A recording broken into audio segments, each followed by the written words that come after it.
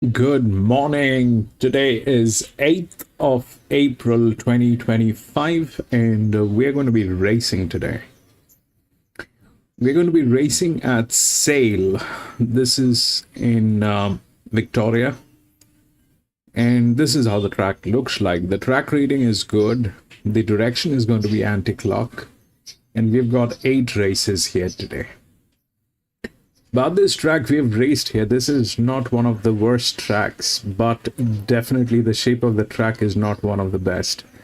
The last finishing mile here is about 350 meters. So this is a leader's track, and that's how the track has always played. We've got some 1,000 meters, 1,400 meters, and stuff like that. But the only problem here at this track is probably the quality of the horses. So we'll see what we can do here today.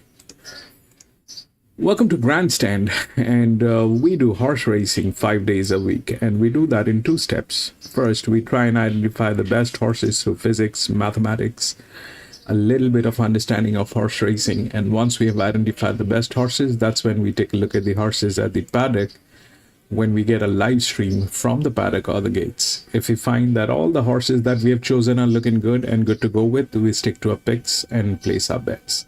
But if we find that there are circumstantial changes, we often step out or make changes with our bets. It's horse racing, so we need to be vigilant and we need to be making decisions that are worthy and in favor of us. So, and that's exactly what we try and do. I've got 3 tabs open in front of me. The first one is where we get to see the live racing. The second one is where we take the reference of the odds and the scratchings. And the third one is where we generally take a look at the winning numbers. This used to be Top Sport, but now this has become bettor, bettor, bettor. So that's all that we have, and we'll see what we can do here today. So I was able to do a few races. I was not able to do some. Got a very bad headache today. So I'm going to share my final thoughts. We'll take a look at the odds, what's the odds are for the first one, and the scratchings. No scratching, 7 runners. Odds 2, 5, 4, and 3.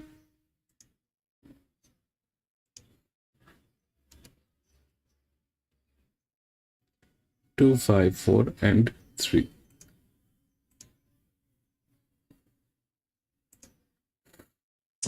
$3.80. Sale will take a little time to come up with the feed. Till then, we'll watch Balina. For your top pick here, and they've also come from my top pick, number 4, Run Around Sue, as you mentioned, probably due to that pattern we've seen early in the day, 3 leaders, 3 winners, and Run Around Sue, even though she'll have to do some work, she, on my map, was going to lead them up. So 4, 1, 2, and 5, Run Around Sue, hopefully to ping the lids, lead, hang on. She was very good first up at Warwick on the back of a very strong trial win. She's had 5 weeks between runs. Number 1, Albion Square, just the class horse coming back in grade with a claim, drawn to get all the favours. 2, Mr. Selfie. He was fired up, ready to go in the yard, coming off a very quiet trial. Don't be surprised if he runs a cheeky race. And the 5, Stellar Eagle, has also been really well supported from Mark Curry. Justin Huxtable does the steering. There was no vision of her barrier trial. So first up, last prep, she was beaten at the nose over 1,000 metres. 4, 1, 2, and 5. 3 on top for mine. Master Miyagi. He's coming off the back of a maiden win. So steps up here today, but only into a 0 to 55.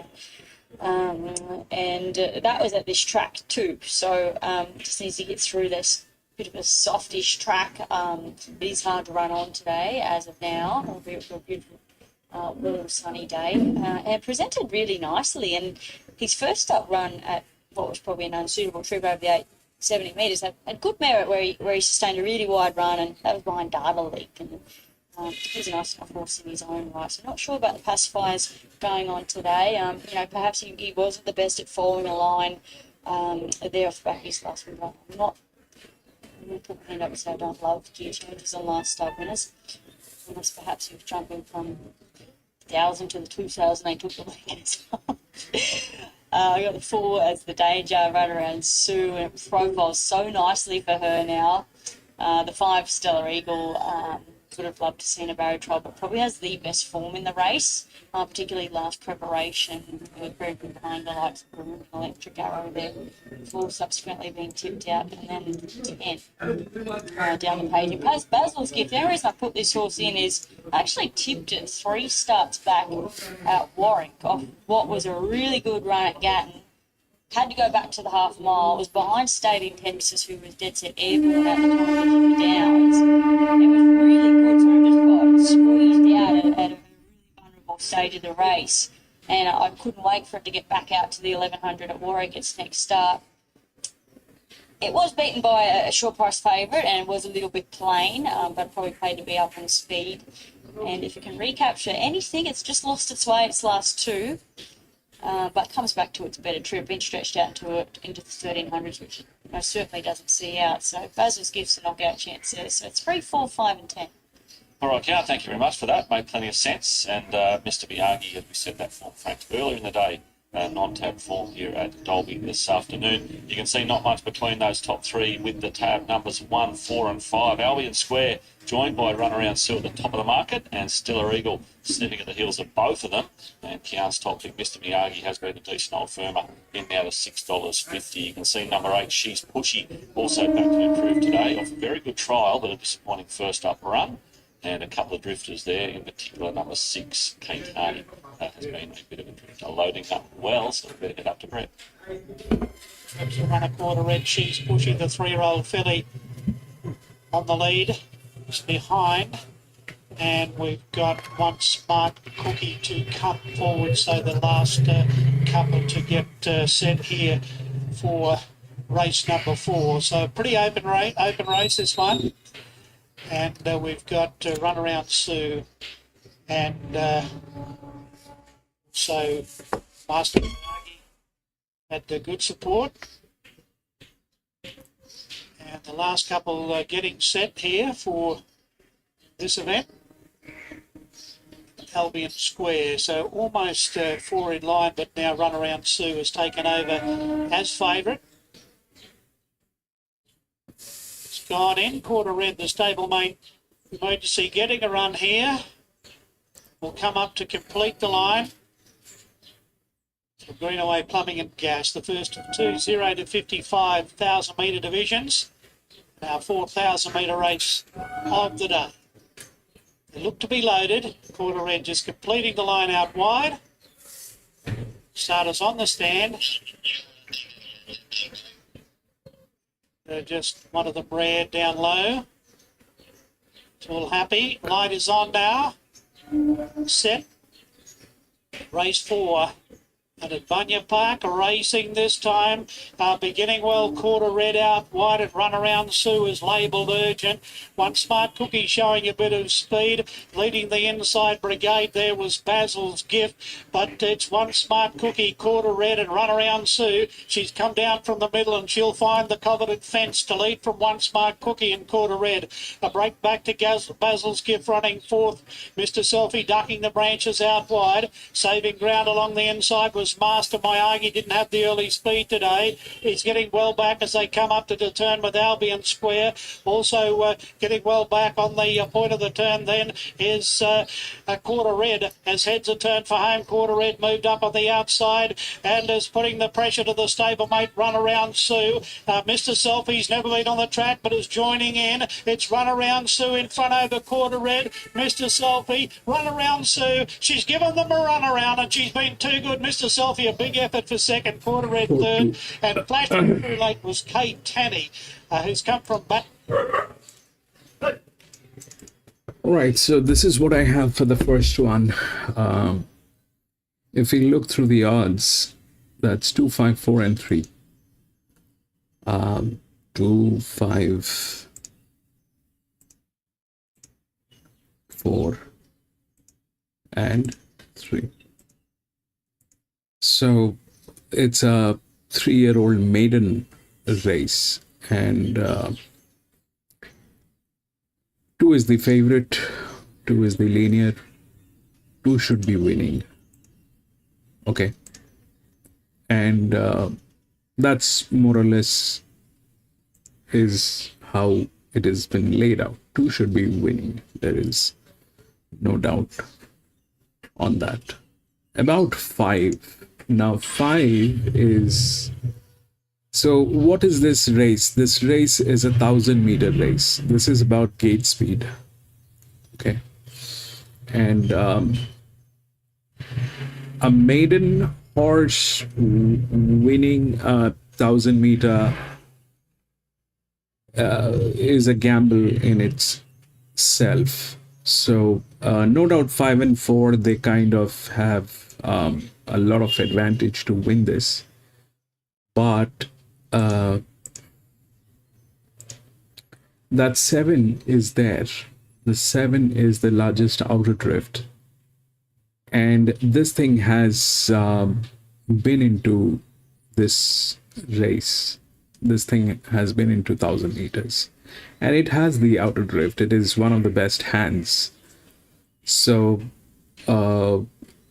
7, ideally any race that we do, if it is played well, then it is the linear, then the outer drift, and then anything else. So 5 has a lot of advantage. That will work. But will it get to the second position, or 7 will get to the second position, is what the thing is. The 7 is there. The 7 has, if we look through the horse pressure, the pressure on the horses, then we get to 7, and then 6 comes up, which is also a linear, but it has 5 races and it has done nothing. Okay, it has done nothing.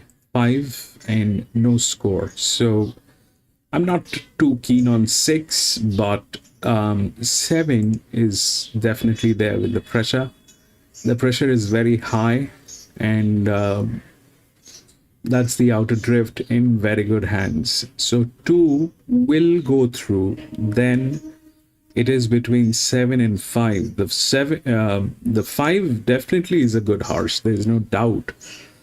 And that's the EW. Generally, maiden races. If this was a 1,200 meter, this thing had a lot of chance of getting in. But the problem is that it is not a 1,200 meter. It is a 1,000 meter. So, I mean, anything will work. 2.5 or 2.7.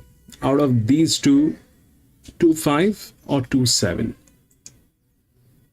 I like the 7 more because the 7 has been there, done that thing. The pressure is there, and it is in very good hands. So I kind of like the 7 more than the 5, but that doesn't mean anything at this point of time until and unless we've taken a look at the horses.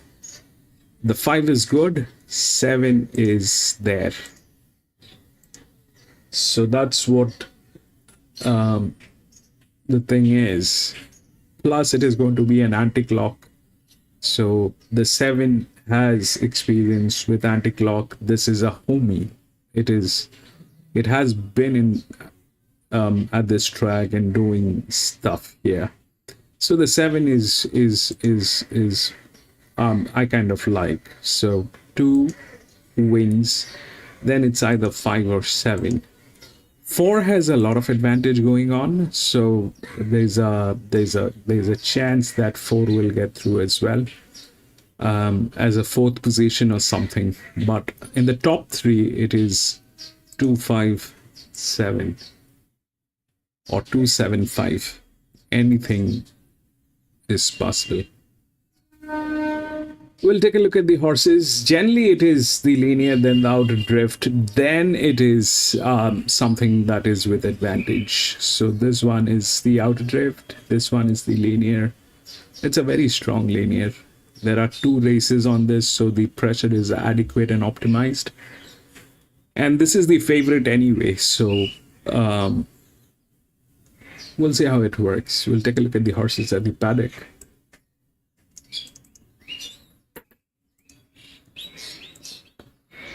Lewis!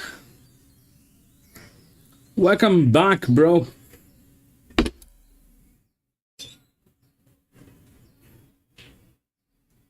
Run a big race. And he got spoken to quote the 13 here, Shade Wilkes right, Stephen Lee. She pulled up with tying up there the other day. She's only had the one start from the new stable. Nice mare. Nice, and a lightly raced mare too, and hopefully Emmerich's right with her today because he's got her in very good order in the mounting yard. Yeah, she has. Can't fault her, like you said, Gary, in the mounting yard. I'm happy with that. She's performed well on the soft tracks before, so the track today is no issue for her, and we'll see how she goes. So look at him, 5, 7, 11 and 8. I'm just with the 5 Megadine. I'm sticking with him. Big horse, lovely horse, fit horse. He just probably needs a little bit of luck from the gate. 7 the can't chip. He was perfect. Absolutely A1 on the yard, that big horse. This is a nice filly, Crimson Spirit. Not an over big filly. Michael Morrison's got her. She's coming off an impressive win at the Gold Coast, although it was on the synthetic. And Jerusalem, the 8. Brett Bellamy wouldn't get her any better. So she's in the mix, and she ran good at Port the other day. 5, 7, 11 and 8, John. Yeah, I'm 11, 2, 8, 7. I'm going to go with Crimson Spirit. I just think Michael Morrison, like I said earlier, wouldn't run this horse if he didn't think she could run the distance. Her win on the poly track was very, very good, and I think that's the way to go. I've got Gaming in for second. He was very good winning at Grafton on a heavy track the other day, so he's definitely in the numbers. The 8 in Jerusalem. 1800 Port Macquarie just kept on hitting the line. 1900 today won't be a problem. And I threw in the 7 in the card. He had plenty of chances, but he did look very, very good in the yard. 11, 2, 8 and 7. Right over, you like the 11, Johnny, which is Crimson Spirit. You're with Crimson Spirit's trainer and Michael Morris. Michael, tough win the other day. Poly track, stepping up to the 1900. She's not overly big. You happy with her? Yeah, look, there was a bit happened before the race there the other day, and she handled that really well. And every race, her best work's been that last 50 metres. She's bred to do it. She's out of a 3/4 assist at a done deal by the autumn sun. So don't have any issues about the trip. Obviously, just a small, lightly built filly, but I think the claim really helps there. Track conditions today, mate. It's been a heavy 10 for the last 4 or 5 days, so you must be happy to run her on it today. Yeah, look, she's got to find out sometime whether they're going to handle it or not. She's got a lot of confidence out of that first win. Just want to probably try and keep her on the bridle for as long as possible, so Jed will hopefully be able to squeeze her up and keep her travelling and leave plenty in the tank for late. Mate, thanks for joining me. No worries. I know the Khan's favourite here on tap. $4, $3.90 now, $3.80. Mega Dam with Kenny Lloyd's trains, $4.40 out to $4.80, $4.60 now, $4.40. And Crimson Spirit just heard from there, Michael Morrison, just out of that $7 mark, and Smoking to Quo, $8 into 7. But favourite, the Khan, he's into $3.50 now over Mega Dam, with 6 sits at second favourite, getting support into $4.40. Yeah, Joe Williams got some great rides today. Let's hear his thoughts of Magadan in race 2. I know, Joe, I go back 2 runs ago. Yeah, no, like only McGrafton, mate. Yeah, look, we were pretty fit that day. That was the right race for it, and she whacked the links back on him, and we thought we had the chocolate that day, and didn't he let rip that last 100? This is the type of track we need today, and hopefully the heavy doesn't stop us around a bit, but I think it's really dangerous today. Sticky gate, isn't it? Yeah. Look, it's probably not too bad on the heavy fence, Probably won't bother us, but I think today you should drive off the last run as well. It's Sri Confederate Lady Regimes, but she was brilliant to win a maiden here last prep. Yeah, she likes the heavy, didn't she? She won on a heavy track before when Anthony rode her. Nice gate. Probably just jump in behind the speed, and hopefully she's just too good for him. Race 4, Harsh Lady. Harsh style, yeah. I've only watched a few of her trials. I haven't ridden the work or anything, so I'd just say we'll go back and just let her finish off and hit the line strong today. Still around race 6, I think you've got a little bit to do with him, haven't you? Yeah, he's a bit of an honest old horse, isn't he? They're doing good with him too since he's changed stables. He could do anything today. I think he's definitely a good chance. Yeah, good ride in race 7 Clubhouse, because he was good winning here 2 runs ago. The whole stable's been telling me it's a morale, so let's hope they're right, eh? And impeccable in the last. Excuses at him, which went back and trialled a lot better at the Gold Coast. Yeah, I actually done a gallop with him the other day and worked impeccable. Outworked my horse, and the horse that he worked with is in the same race, and he had blanks on it. So I'm pretty excited to see what he does today. Right now, well, the car's getting very good support now. Ben Looker picks up the ride. $4, $3.40, $3.30, $3.20 now. I mean, if you were here and had a look at him in the yard, you'd run away and have something on him. His coach believing that also. Even Mega Dam, he was got in as much as $4.40. It was $4.80 there a minute. Smoking the close now into a solid third favourite at $8. No, Crimson Spirit goes back into it. Well, they're equal. Crimson Spirit and Smoke at the Clone Tribute. Sabar was 14s this morning. Then $10, $9, you're getting $8.50 now. Very fit mare from the Bellamy yard. It's getting late support. Yeah, well, she ran really well at Port Macquarie last start, didn't she, on that heavy track? And stepping up to the 1900 from a good draw, I think she'll be in the finish to Ritzabar. I've got in my numbers, and I think she'll run very well. But he will start a clear favourite. He's 320 tab, which is the Khan over Mega Dam. So they're lining up. They're going to be booting. You've got a big run of that first turn, have we? 5, 7, 11 and 8. Yeah, 11, 2, 8, 7. Here's Terry for race 2, Ballina. Gosh, and then they make a complete round of the track. Spoken to Crow's going in. Make a Dan, widely drawn, moves up. Such a dude. Bellamy with the black cap. Gaming, a maiden winner at Grafton at his most recent start, has drawn the outside. He beat Manhattan Dress in Grafton, and Manhattan Dress won the first today. Red lights on. Gates are back, racing. The card from the inside came out quickly. Justice served, fast away, so was Durashiva. Spoken to Crow from out wide, rushing across and gaming.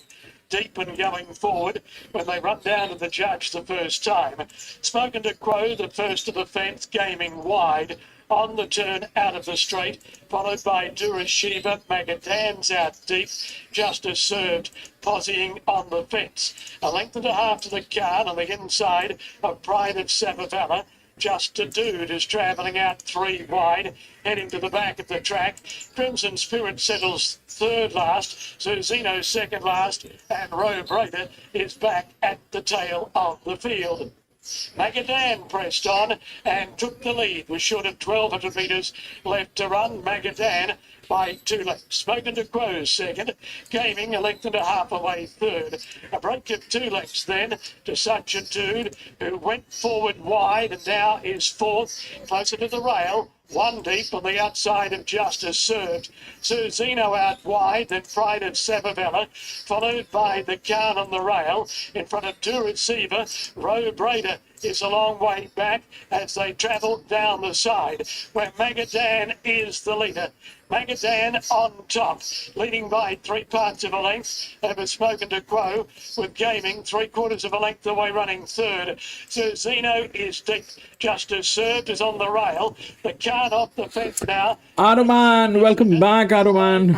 To receiver Pride of Savavella, followed by Such a Dude and Sail. It's last of all when they Victoria. Magadan gone away. Aruman. Magadan We're at scooting Sail. and with 150 metres left to run, led from Justice Surge on the inside. The Khan deeper out is running on, but Magadan's in front. And too good. Magadan wins. The card may have pitched second from Justice Served. Then Robe Raider, Spoken to Quo, to receiver, followed by Such a Dude. Crimson Spirit finished wide out. Then Sir Zeno, Gaming, and Pride of Savavella has come in at the back. Yeah, well, he took he had no chance. He had to let him roll and just shoot across and go to the front and just let him dictate up there. We just had the owner. He's a very happy man. He's in a wheelchair. And bloke like Bro, my head is bursting. I couldn't sleep. Justice Serve, and you'll find the 9 John, which is Just had a painkiller a few minutes back. It's a bad state today. And she's going to join me right now. Just here, Kimmy. Hey, There's a little bit further, mate. a lot of Didn't run into trouble stuff today, going did you? on. No, this horse has found so much trouble in all of his races since I've had him, and today it was just such a complete second win. He was going to be wide on him there, John. He said, look, I've got to push forward. I've got to go. He's probably not his cup of tea, but he made the right move. Yeah, I was a little bit worried, but he had no real option, and he was very fit. He's a very fit horse, so But yeah, I was a little bit worried when he went to the lead, but yeah, he went good. I'll tell you something, mate. Yeah. Mate, one owner very happy. The man in the wheelchair asked me to come in and sit and watch our TV. He is one happy man. Yeah, well, Jason had a horse we called Tomato, and we had a bit of fun with him, and yeah, he's a good owner. Well, that's nice. Good girl. Thank you so much. Well done, Kenny. And well done to you, mate. Well done. Let's hope he wins plenty more for you. But he did the right thing. He pushed forward on him and probably not the right cup of tea to way to ride him, but he's got the money. The car was still good today, wasn't he? Oh, it could be the way to ride him. I think he's had their 28 starts for only one win, and this was his second one today, so they might have found the key to him after 29 runs. But yeah, good ride by Jai Williams, just sent him straight to the front. The rest of them were struggling. All right, well said, John. 5, 7, 3, 9 across the line. That's race 2 done and dusted here. Let's go to the beginning of race 1 at Goulburn. Jason Whitman and Nick Birdie. Good on you, Gaz. Johnny, many thanks. Yep. The first one is like this. So the 2 looks like it's not going to lose. It's the highest pressure, and it's got the thing that's going on. It's the linear. The confusion is between 5 and 7. I think the 5 is good. There is no doubt 5 is good. And but the 7, I mean, if we look at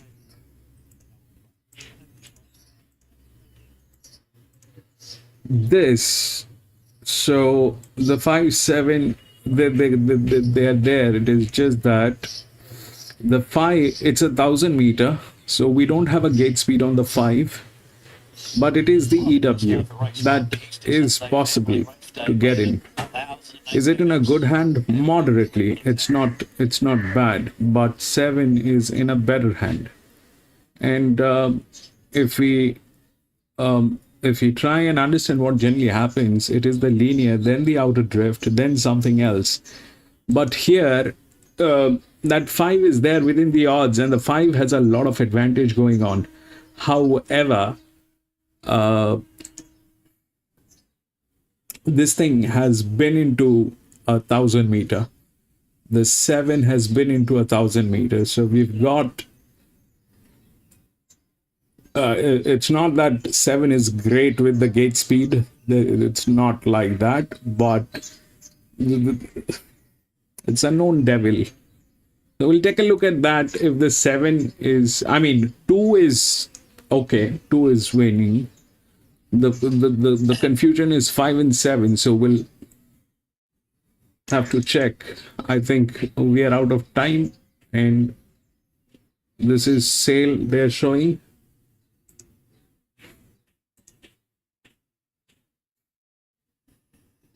Hello, Terry. Hello, everyone. 2 minutes. Today. Yeah, they're showing sale.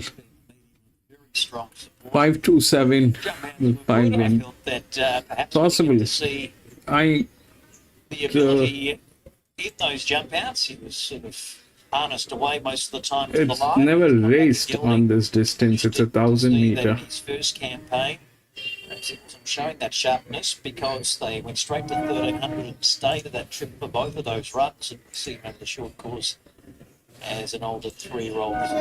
Daniel Stackhouse, a low draw. The other horse, Banyan Jenny, who I thought had a leading chance, has got the inside gates. There might be an option for her to be a bit closer in the run. I thought she ran well in the Sherry. 527. I went 27. Getting back in that field off on tempo. Rides and rides for Gavin a bit late in the day on Alpine Cowgirl. Wild Dancer has been easy, but there's a bit of a tip around. Haven't seen the horses at the paddock. That's one thing. So I don't know if 2 was getting tailed or anything like that. We couldn't see that. Seems to have improved. Well, we'll go with the data. 2 should be winning. Showing 5 is the second favorite, but the barriers these runners are milling around for the opening events. At $21, I didn't think the jump out of Ask Mum, Ask Dad. The toppy was all that bad. Craig Anderson had a winner here with a Quillian Girl at the last meeting at a price. He's got this newcomer by Needs Further going around. By River coming up, comes out of a race at Bairnsdale, where it made good ground late in that event. Race dominated by Free to Play. She's coming off one of her better runs, Via River. The field assembling for the running of race 1. Easter Sunday Family Race Day, 3-year-old maiden. Mornington Cup falling on Easter Saturday. Mornington can't have their Easter Sunday this year around, so Sale the recipient of that meeting for this year only.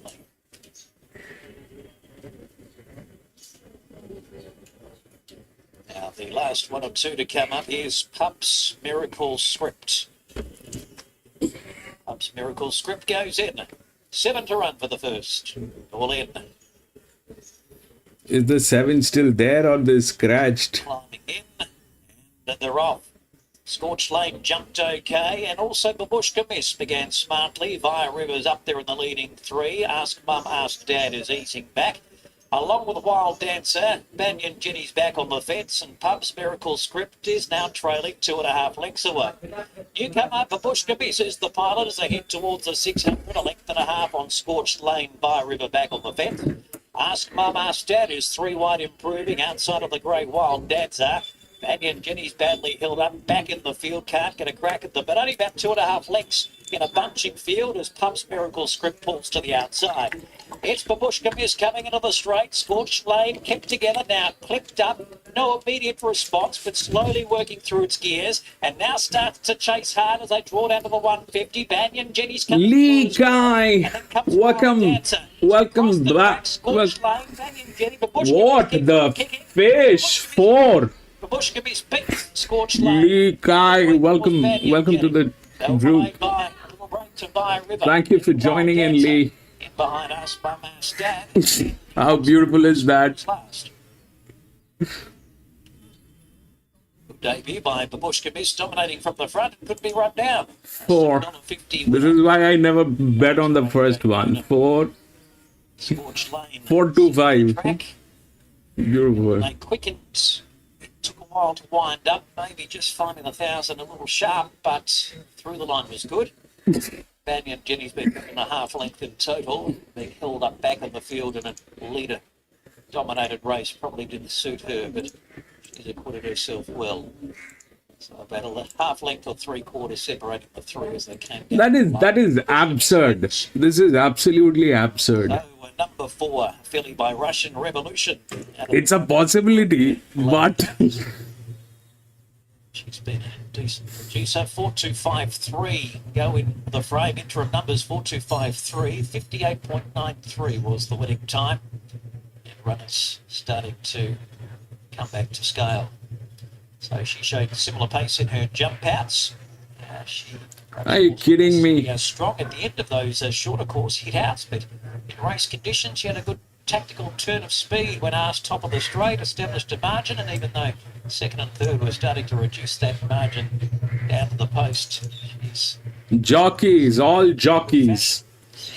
stayed down in that inside section through. Here is what happened. The horses did not play, all the jockeys. That was a neutral jockey, so there's nothing that will happen. But this is where it is. All the best jockeys. 5 had the best jockey, I think. That's why Ottoman was so confident. But this is a little weird.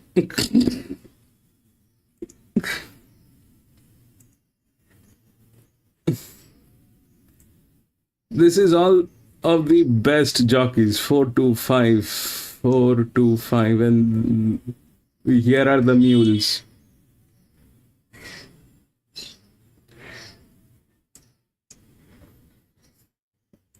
But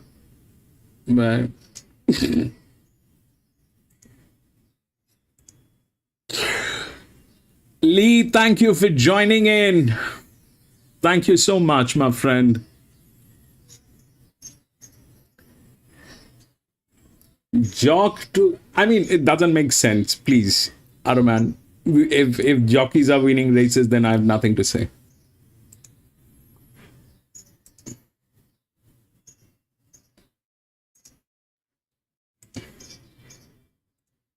Then why do you have horses? Let the jockeys run.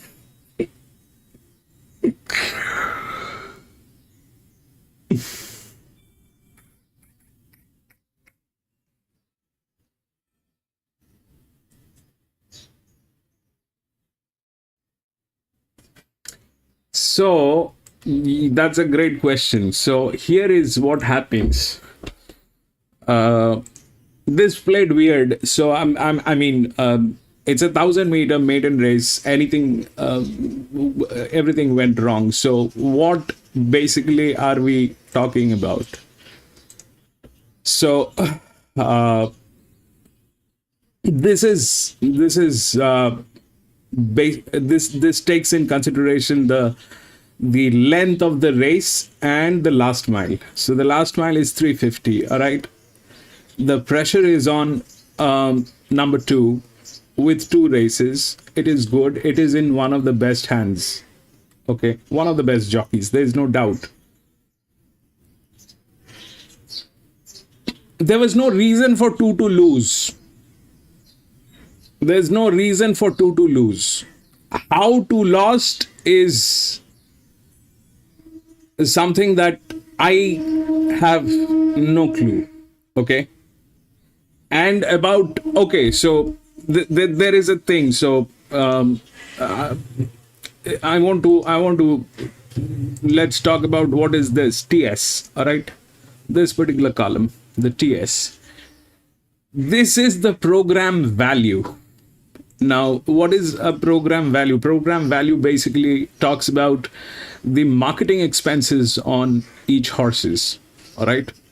The marketing expenses. So when you are going to, I mean, let's take a look at this. Okay, sale. So this is better. They give. I don't know. There's the tips. Okay, here is the tips. 5, 2, 7, and 1. 5, 2, 7, and 1. If we look into this, 5 has the highest marketing value.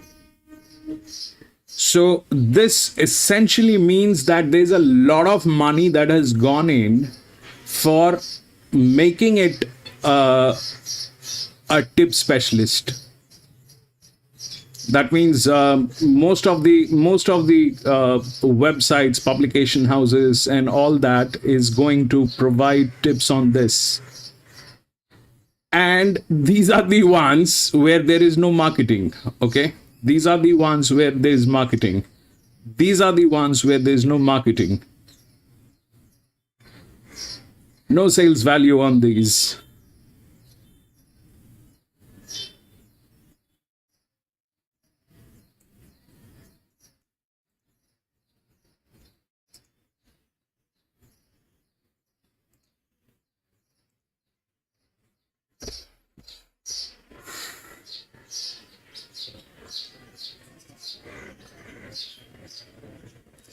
They will.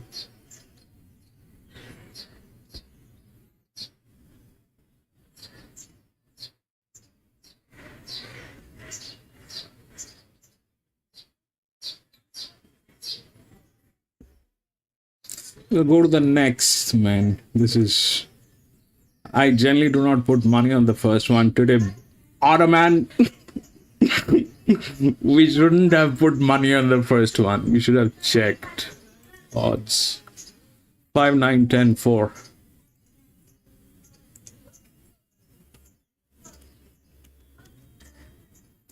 We should have checked the trend on this track.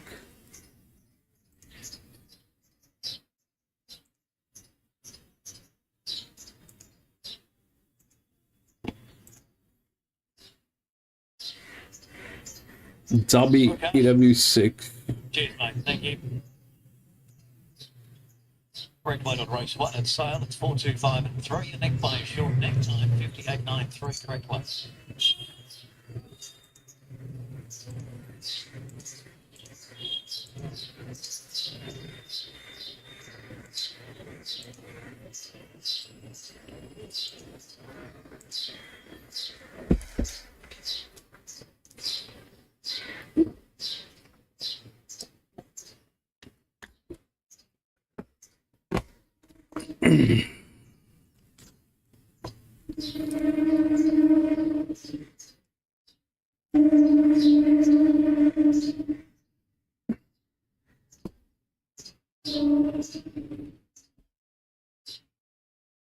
It's freaking 5 is the favorite now.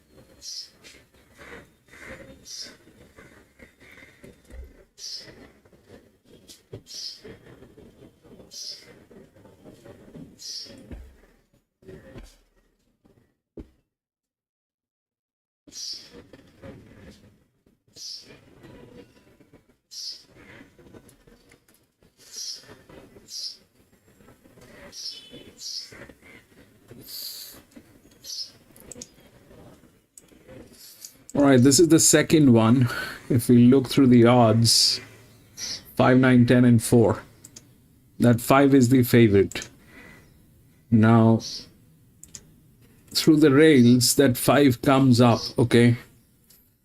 The problem is these people are a dysfunctional team. And now that's the match, okay? That's the match. The highest publication value on this, and this is the highest dysfunctional team. So what at times I miss out, but I generally, why I emphasize on the best teams and not on the publication value is because, you know, this is the trickiest part. I mean, when I started horse racing, I started it like anybody else. I started looking at the tips. And that was way back 20 years ago. When I started horse racing, I started looking at the tips.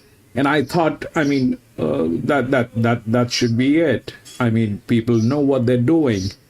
But in last 20 years, this is what I figured out. I mean, I am a finance guy, so I kind of digged into what exactly the numbers are and how they work.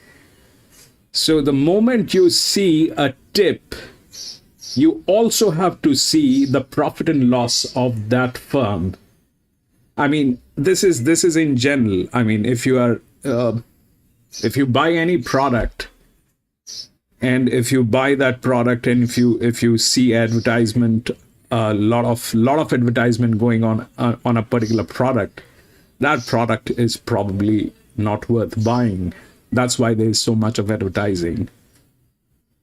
And people generally buy the best products that come from the best places. I mean, if you want to have the best steak in the town, are you going to go with a hoarding that says we sell the best steaks? Or you know where the best steaks are available, and then you go and you put your money on that best steak. So this is the problem. So the thing is, there's a lot of stuff going on. That 5 has been, the pressure is not adequate. It's It's 1,000 meter again. Now, what might happen in this race? That 5 is the favorite. I am not going to put in money on that 5. This doesn't look good. And if we look at the other pressures which are there, that 9 is the linear. That is not a winning number. That's a tricky. It's a linear, but that's a tricky number. So I'm not with 5. I'm not with 9. That is not what I'm going to do. I probably am going to stay out of this because this doesn't look great. The chances are probably if we look at the hands, the 10 is one of the best hands. So if we look at 10, that's gate number 5. These are like all 82, 30, 50, 84, 100. The other thing that is this thing has never run. This thing is going to do a debut today, so not sure if that'll work. The other thing which is possible is the 4 is a good chance, probably within the rails and lower than both of these horses. So this is good. The 4 is good. Okay, the 4 is good, but that's also like that. So that could be a reason. That could be because it's a new team. That is possible. So 4 is a chance, and 11 is a chance. 11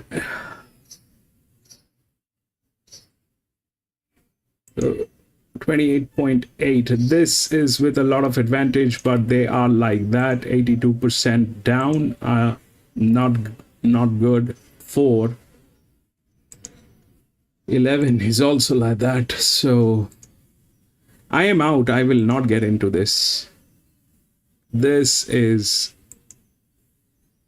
bad.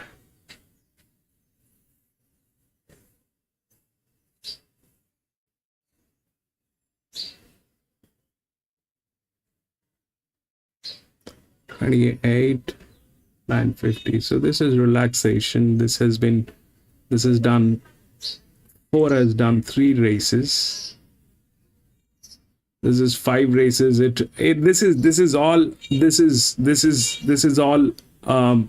all adds up to the marketing value. So this thing has attempted on a league race, but it did not do anything.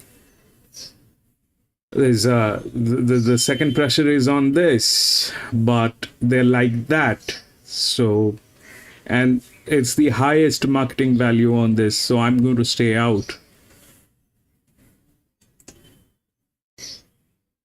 That's 7. This one is a good one. The 4 is a good one. It's 187 by 0. But we don't know about this team. They are within the rails. It's a good number.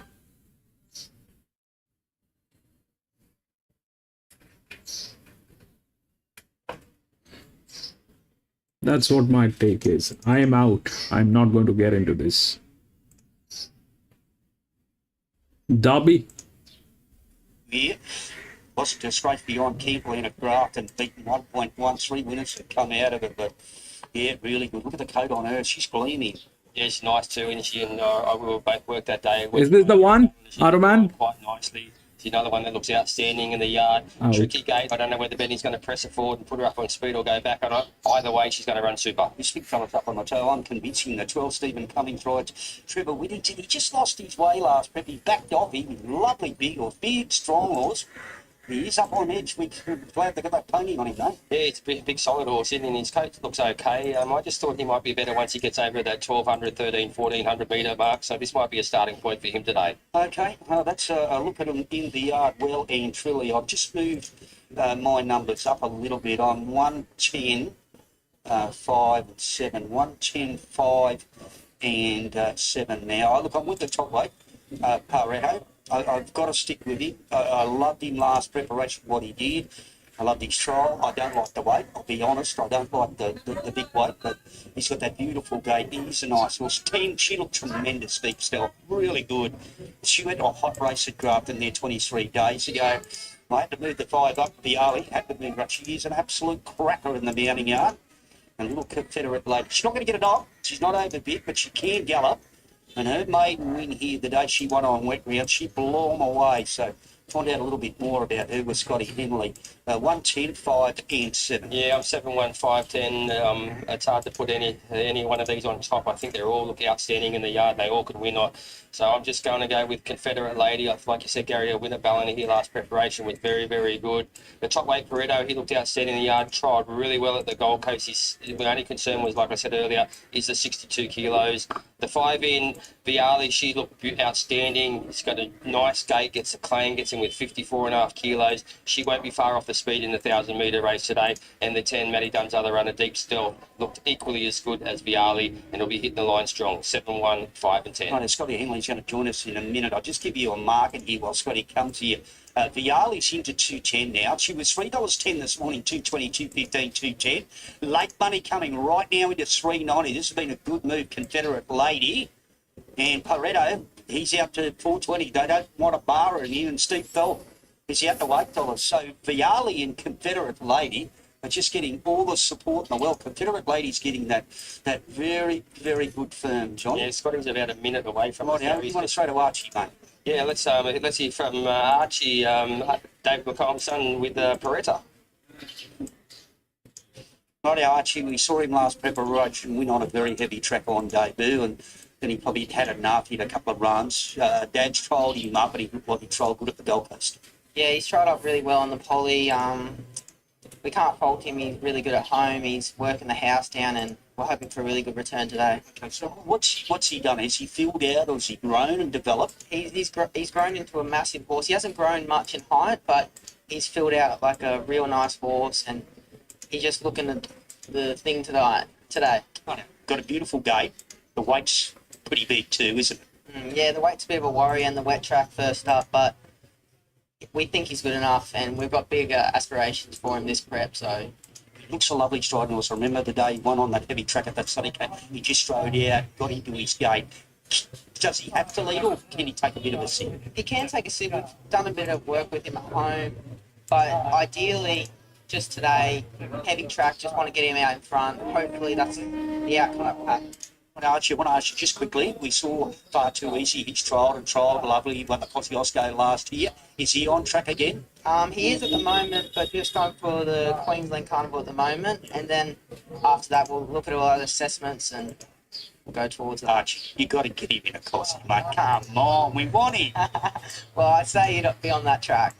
Good boy. Thanks, mate.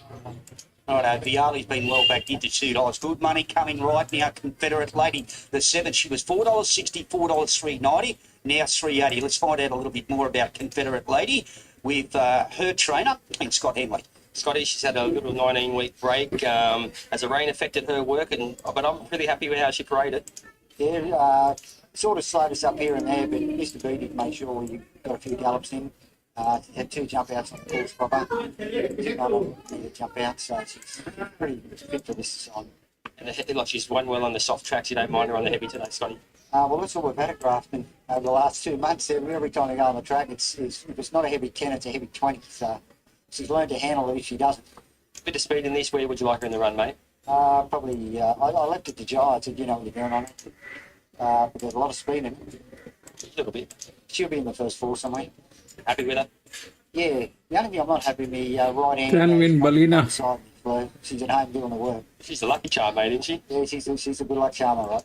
Okay, mate, good luck. Thanks for talking to me. Thank you. I'll tell you what, she's been well back. Viali's been well back, smashed. from this morning. $3.10, $2.15, $2.10. You're looking $2. Your Sturgeon Scotty there, Confederate Lady, $4.60, $3.90, $3.80, $3.60. My top pick, Pareto, when I checked on him in the mounting yard, he did have 4 legs. He's $2.80. He's out to $6 right now. They don't want a bar of him. And Deep Stealth is $9. Out for 10's back into $9. You're getting $1.95 Viali now. Beautiful filler. I'm just a little bit worried whether she's 1,000 metre. Well, I thought that too, Gary, but when I went back and had a look at it, she raced very well at Grafton in the 1,000 metre race. She's only had the one trial back now at Grafton, and that was a nice, easy trial. She wasn't knocked about in that, so she's kept nice and fresh for today. She draws a good gate. I think the 1,000 metres is not a problem for her. Is it a best distance? I don't think so. 1,100, 1,200 is probably a best distance, or maybe 1,400, but I think it's perfectly placed for a starting point today. It's just the jock of Reco. Loaded up riderless. He's got a few hanging around there. I think Loretto, they just don't like the weight with him today, maybe. Yeah, you're probably right. Well, he carried 57.5 for the Sunshine Coast when he won 57 in that good race at Eagle Farm and 56 at the race in Doomben where things didn't go right for him. He was pulled up out of the race. He comes in today with 62 kilos. Well, he's loaded up now. Look, the best sort of horse in the race is the Owen. She's beautiful, big, strong filly, 4 white socks, grown, developed. She won a super maiden last preparation, $50,000 maiden at Port Macquarie, but she's had a soft time at a trial. So, but I like Confederate Lady too. Scotty seemed pretty keen with her. Well, he did, like with Viali, like today with the claim, you could even see Jet Newman just kind of punch her out and put her up on speed, either lead or sit outside lead, and use that 3 kilo claim, 54 kilos, so. Pretty few to load up here. The big horses to get the load up in one big strong horse. He lost his way last preparation and 9 winded, so that she was a little bit better. Deep Stealth, can he look at the lights? He's looking at the Deep Stealth. Yeah, nice filly, one really good the other day. 110 price, 7-1-5-10. Not Alex Gavateri, this is race 3 the other day. It's at Class 1. Favourite. $1.90. Viali coming from a big inside stall. Red light. Gates fly. Confederate Lady slow to move. Missed it a length and a half. Ferry Road went back shortly after the break. Pareto got gumption. Came out fast. Viali fought, holding the rail. A length away, Deep Stealth, then Confederate Lady going forward along the fence, clear of Ferry Road. And I Am Convincing in trouble in the early part and dropped out to be 10 lengths away. Pareto past the 600 metres mark, led Viali. Moving to second on the inside of Got Gumption. Vent travelling deep, losing a little ground. Then Confederate Lady, Deep Stealth, Ferry Road. And that long break to I Am Convincing. Pareto giving them something to catch, turning. Coming to the furlong pole in front of Viali giving chase. Confederate Lady on the inside, doing her best work late in the race. Pareto in front, getting tired. Confederate Lady flashing along the fence. Viali out wide. Pareto loved to beat either Viali or Confederate Lady. Clear of Deep Stealth.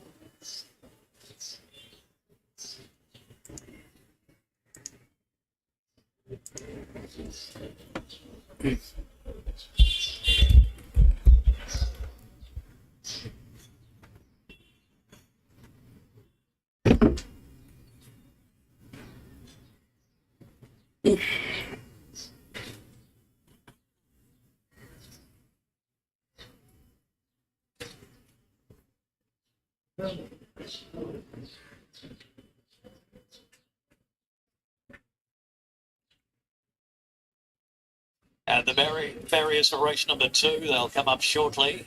Natural Laws has been well supported. 5 into $2.90.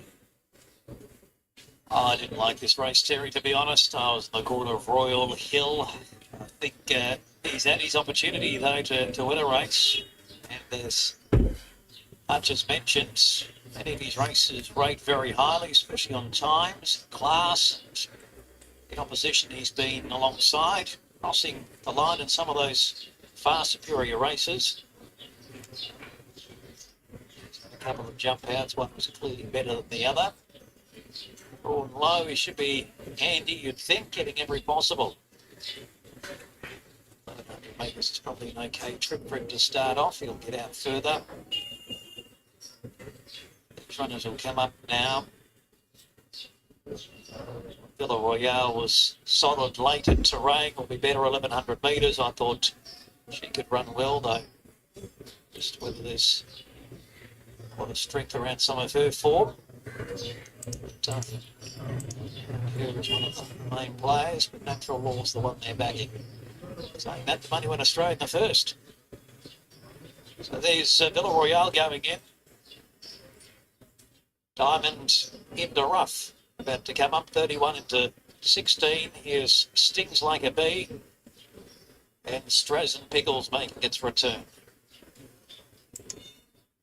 This race advertising the opportunity to sponsor a race name at Sale Turf Club. It's a maiden starter on the platform, nearing a start. 957. Natural Laws to 290, Royal Hill out to 420. Swapped positions in the market.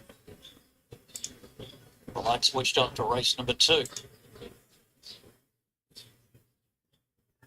It's one of the very restless, talking about 3 to 4. Starter holds the button. They're set to go. Light continues to flash on the stalls, and I'm hearing that Villa Royale is going to be better track. Thank you. So the elect got up in these stalls, and Villa Royale, Alex Ray, Jake Noonan, they combine in the first. Got a good chance with this $5 pick, Villa Royale. Got back in terrain, trying to make ground. Get a little tricky at a 1,000-metre shoot to make ground. And there's another one going off in the stalls. Almost flipped over. Drawn in 1 or 2. Yep, it has flipped over. So we've got some issues here. No, there are no issues. The issues are your cooking. It's a flower gallery. Those are the last minute instructions coming in. Down. And monkeys these people are. Get a verdict on Villa Royale, but the vet won't be finished there. And I dare say we might have a late scratching with one of the others going off in the gates. Which one is a late scratching? Flower Gallery.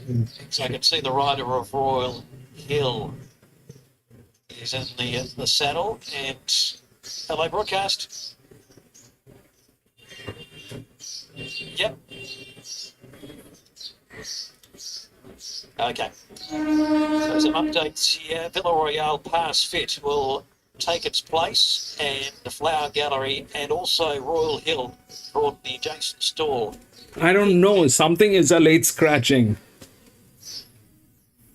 The 7th Flower Gallery has been freed. I'd have to say this big cloud over it running. And Royal Hill 7, I think. Stall, seemingly 9 clear to run, yes. Motion. But being too close to all that action, and I'm hearing that both might be coming out well. So Royal Hill, $3.90 chance, and Flower Gallery, $51 coming out. 7 and 5 vetted. Starters high on the ladder. Royal Hill. 420 to 390 after all that promotion. Well, I better go back to the binoculars because they're off. There we go. Good old phone trick. Where are they? 100 metres down the track and showing early speed. Where are they? Oh, Diamonds in the rough. It's found the front, and they're kicking up on the inside as Natural Laws. They're 2 lengths on the rest of the field. Deep on the track, Last Say, and then Stings Like a Bee, and Storm rises back on the running rail. Villa Royale is next. and several lengths to Straz and Pickles as they come up toward the quarter. About 500 metres to go around the home bend. And now kept together is this well back Natural Laws. Comes into the straight. Diamond in the rough is stoked up, but Natural Laws now put 2.5, 3 lengths on it. Last Say is next, and then comes Villaroyale making ground down the outside from Stormriser.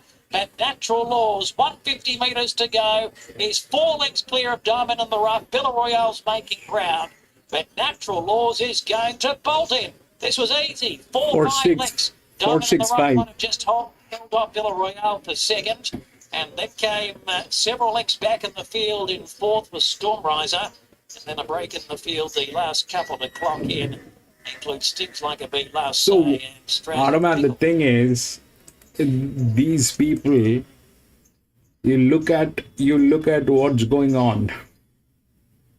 So what is the technical side of it?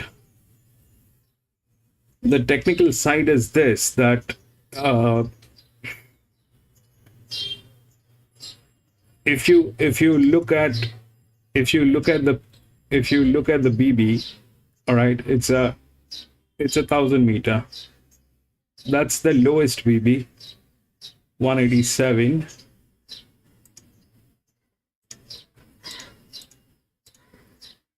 That means it's a very heavy horse. No, 5 is the lowest. Sorry, 4 is the second.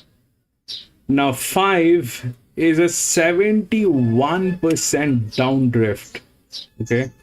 That's a 71%. These people don't win races. These people don't win races. They spend their entire money on publication. They don't win races. And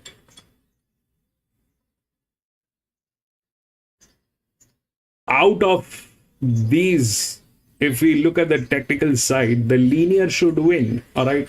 Out of this was the linear, but that's a very exposed number. So who can challenge this? Anybody can challenge this. Like the 6 did. How did the 6 do it?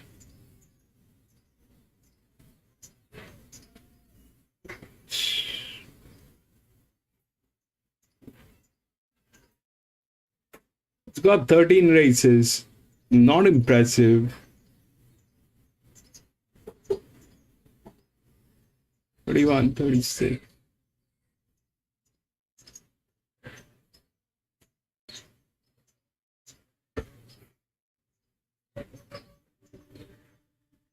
That's a reliable pressure.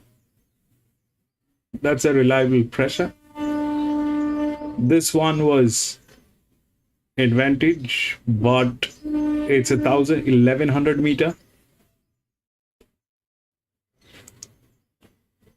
And the 4 was probably in the right spot today.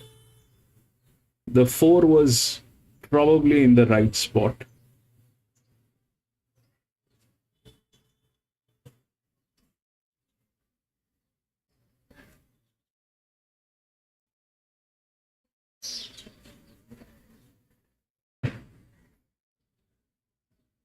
There's absolutely no pressure on this horse. This is absolutely no pressure on this horse to win. But this could be a thing which is like either they're kind of new as a team or something like that. New owners, new stud farm, new trainers. Anything is possible. So it's a change that it has gone through. So that's within the rails, one of the lowest numbers. The other one was 11, which was there, but it had 4 races, did nothing. The 6 actually went through with the final pressure. So if we look at the final pressure, so 5 had more pressure than this.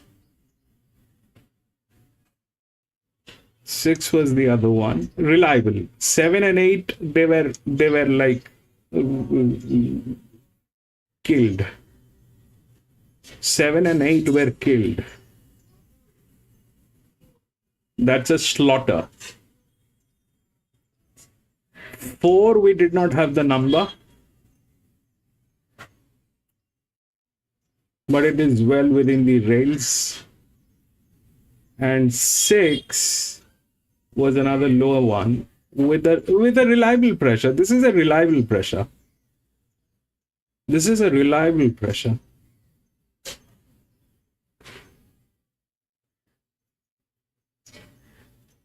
These are like slaughters. For these to work, you need those BBs that are from Randwick. They're like 2-digit BBs, 95, 92 for this to work.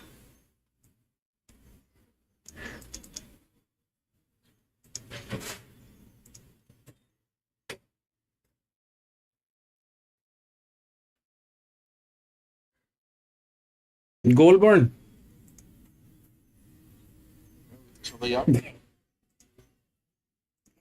I stayed out of it, Adam, and it did not look right. Second, 2 to load. It did not look. I should have stayed out from the first one as well. I generally do that. I never put money on the first one to see what the track plays. But today my head was not working. It is aching. We've got Capital And Bay, I just went in. Texas Capital, Stormy Dallas and Stormy Rain. A couple of Stormies and a couple of Capitals. Yes. Well, Capital Bay being led forward. And Stormy Dallas amidst the grey. A couple of grey in this. Capital Bay blow. There's a money to get into the. There's a money that they need to pay to get into the market. That means to get into the odds, there's an extra fee. You made it. The nice dual favourite. It's the grey with the yellow jacket drawn in close. There's a fee that they need to pay. Field set at the 1,000. Ready. They're off. MI's dual anticipated the start, and it landed 11, in front. 2 and 10. The top here. Excess Capital Who was is away running? fast as well, and a power But smash from a wide gate. That up in 8 is a third grey. position. What is the Followed distance? then by Suka Band to Leah, and then Stormy Rain. They're There's followed then another by Capital grey back Bay, there. Irradiance. Well back was Missy Lee. And Stormy 11 Dallas is the also last there. one. Nemi's Jewel in front, Power Smash second. Excess Capital between them in third. Suka 10 Band went come the very corner. wide. Missy Lee's followed it. I think And then that's came 10. Capital Bay to Leah. Irradiance. Stormy Run, Rain. baby, 2. Come on. There it's coming right down the outside. Nemi's Jewel, 200. Run. Power Smash is a big Run. danger. Nemi's Jewel Brave trying to fight them off from Power Smash. Nemi's Jewel, Power Smash, and Missy Lee on the far side. Power Smash will get there 2. just. Big finish. Power Smash will win from Missy Lee. Nemi's Jewel to the last few strides was in front. And they were followed then by Suka Ban, and then came Excess Capital, Capital Babe, Irradiance, Talia. Stormy Rain lost its compass down the home straight. Ended up on the outside fence, and the other Stormy, Malice, ran last. Gee, tight three-way go here. I think Anthony's called them 2, 7, 8, but I wouldn't want to swear by it. But yeah, it looks like it'll get it here. 4, 6, 9, 10. There's too many here. And, he's got it right here with Power Smash. We just build up the revs there, and well, your highlighter was right there, Nick. Yeah, they landed the plunge there, so well done to the punters. But it was just needed to keep knuckling down there, and we said just Nami's Jewel, maybe that last 25 metres just felt the pinch. There's the numbers, 2, 8, 7 and 11. So 2, 8, 7 4, and 11, 2, the 2, 5, Power Smash 3. will win it. But good effort there to resume. Well, Nami's Jewel was very honest in the 7. The first starter there for Missy Lee battling on really well, but it just kept wanting to knuckle down almost started favourite in the end. Always got to take notice when they put money on a Jim Gregory horse. Yes, that was the highlight. When it came out, when they wanted to take that early price, it kept coming this morning. So well done to those punters. I think it was $13 there, but obviously some deductions throughout. Heavy Amanda Hoven aboard, a power smash, heavily back, 650 to 380. Almost started favourite in the race after that, bet as much as $13. 2, 8, 7, and 1. Still another tight placing after a good performance. And number 3, 7 9, was 8, run 12. third there, Missy Lee. That was a nice debut. One to follow there. Might be a take 2 horse. Head by a long head. And that time just take a little while to be semaphore here at this far. 2 races in on the soft 5, 2, 8, 7, and 11. That's the second race out of Goulburn. Let's take it off to Dolby. For this, following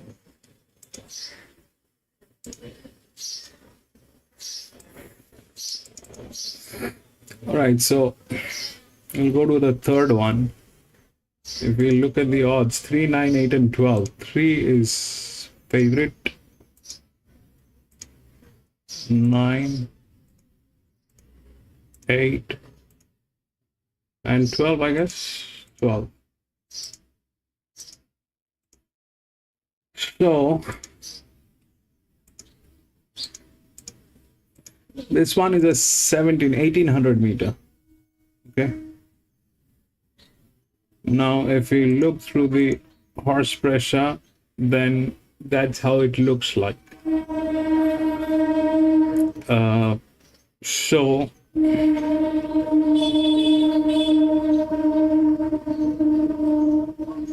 if we look through the rails first, that 9 is the linear. Okay, beautiful management. So now how does the pressure translates is there's the horse pressure actually, but even after the pressure, the regression model, I mean the relaxation is this, that this pressure is not a problem for this horse. So that's what it is. So 9 looks good. 9 is good. So that 3, which is the favorite, is an EW. It is right after this, and here is the problem. So this thing looks like there is no pressure, but this is the final pressure. So at a 1700 meter, that's how the pressure translates. So this looks like it is a huge pressure, but that's what it is. This looks like there is no pressure, but this is how it looks like. So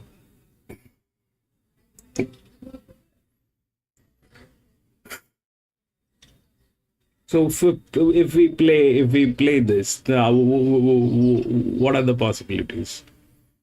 The possibilities is 9 should win. It's a linear, it should win. Then if we look at this, then this thing has 9 races, it did not do anything. So that is not a possibility. 8 has 3 races. So 8 is a possibility. But 9 has been given a lot of advantage. But that's so out of 3 and 8, obviously 8.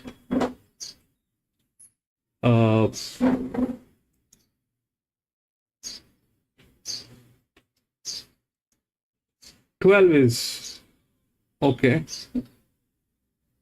but the 4 is the largest outer drift. We look at the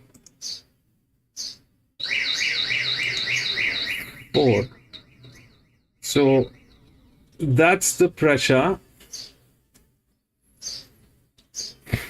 That's the translation. So 4 is a chance here, but 9 basically I like. There's a lot of possibilities that might happen. I mean, there's a strong chance that this is okay. This is also okay. This is look at this monkeys. I mean,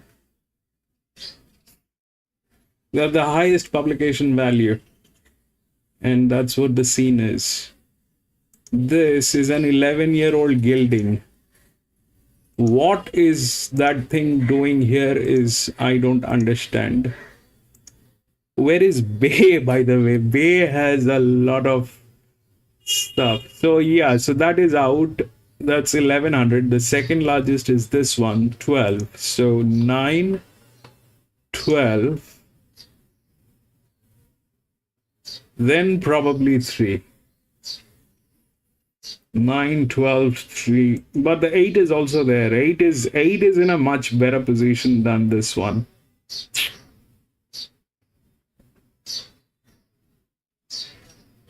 And that 10 is a check. It did not do anything in the last 9 races, but if they rig it today, this will go through. This will go through. This thing has not done anything in last 10 races, 9 races, but if they just play up, this thing will go through because of the relaxation. It looks like there's no relaxation. The 8 is on the higher side, and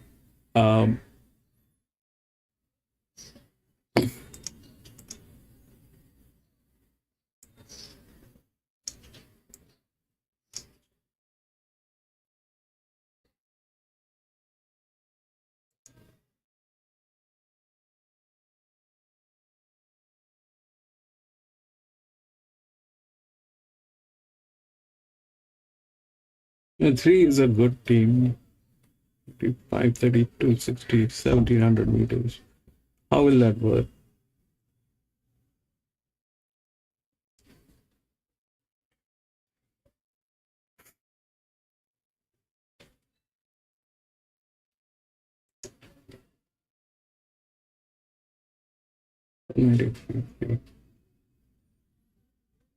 Eight is a good team. They are tailing. 9, then obviously this 8 is the one. If it tails today, which I am very sure that it is capable of doing, it is capable of tailing because it's a 1700 meter. And there is advantage. So 9 and 8, they can tail each other. They can very well tail each other. We look at the 5, that's 84% downdrift.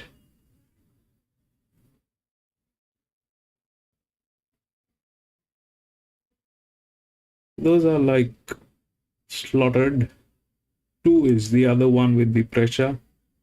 But here is the advantage. So this is 672. This is 670.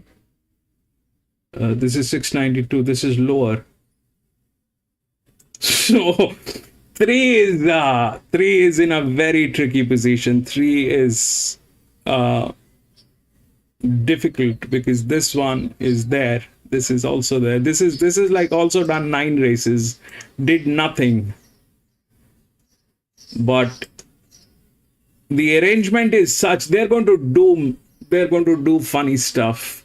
9 is the linear. 9 should be winning with everything that is there. 9 should be winning. But if they do anything funny, then anything is possible. Especially I'm scared about that publication value.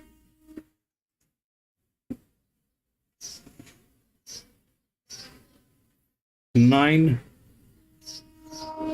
Then this one is an 11-year-old gelding. If we get rid of that, then 12. 9 and 12. Then probably we are looking at something else. This is relaxation. 12. So 9, 12. and this is 9 races. It has advantage, but God knows what it will do. Then probably 8 because that's there. 5-3. So this thing is also tailing gate. So 9-12 should work. Let's see. We'll go on. 9-12 should work.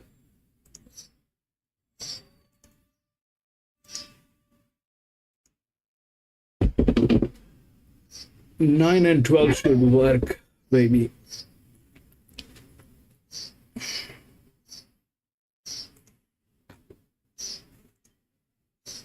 Five minutes. That's the 9. Not getting tailed. Where is the 12?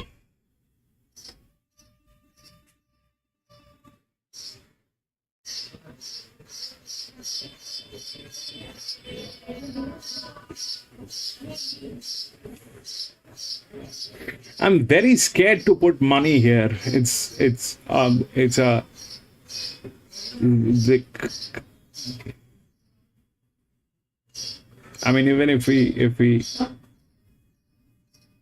give it a benefit of doubt that those were maiden races and this is also a maiden race and anything is possible in a maiden race, that's there, but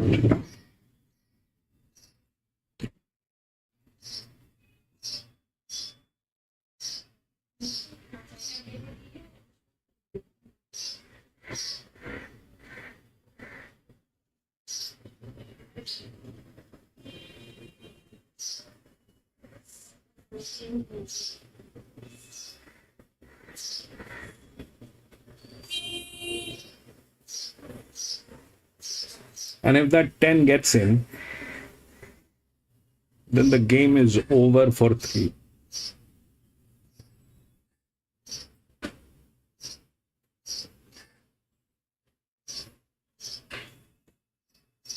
Six is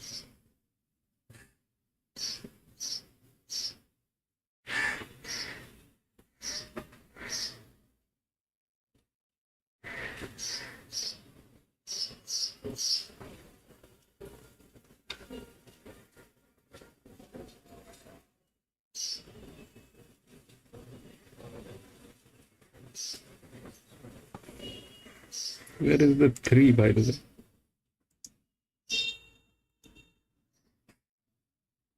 Four is getting tailed because it is an 11-year-old.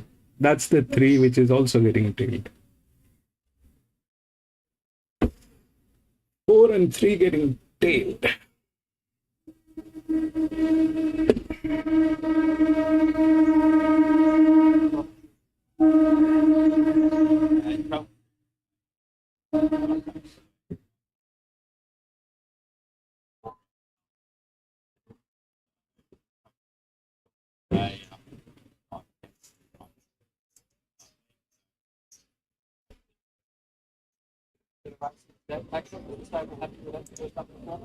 Yeah, very happy. Not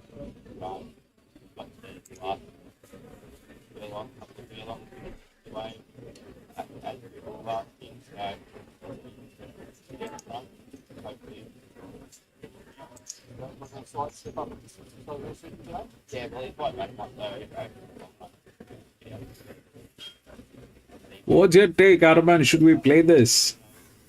Or stay out? Ben Allen. No, getting not anything. I'll come back to the one pay, one game, and hopefully we should play. We'll play next week. Cheers, mate.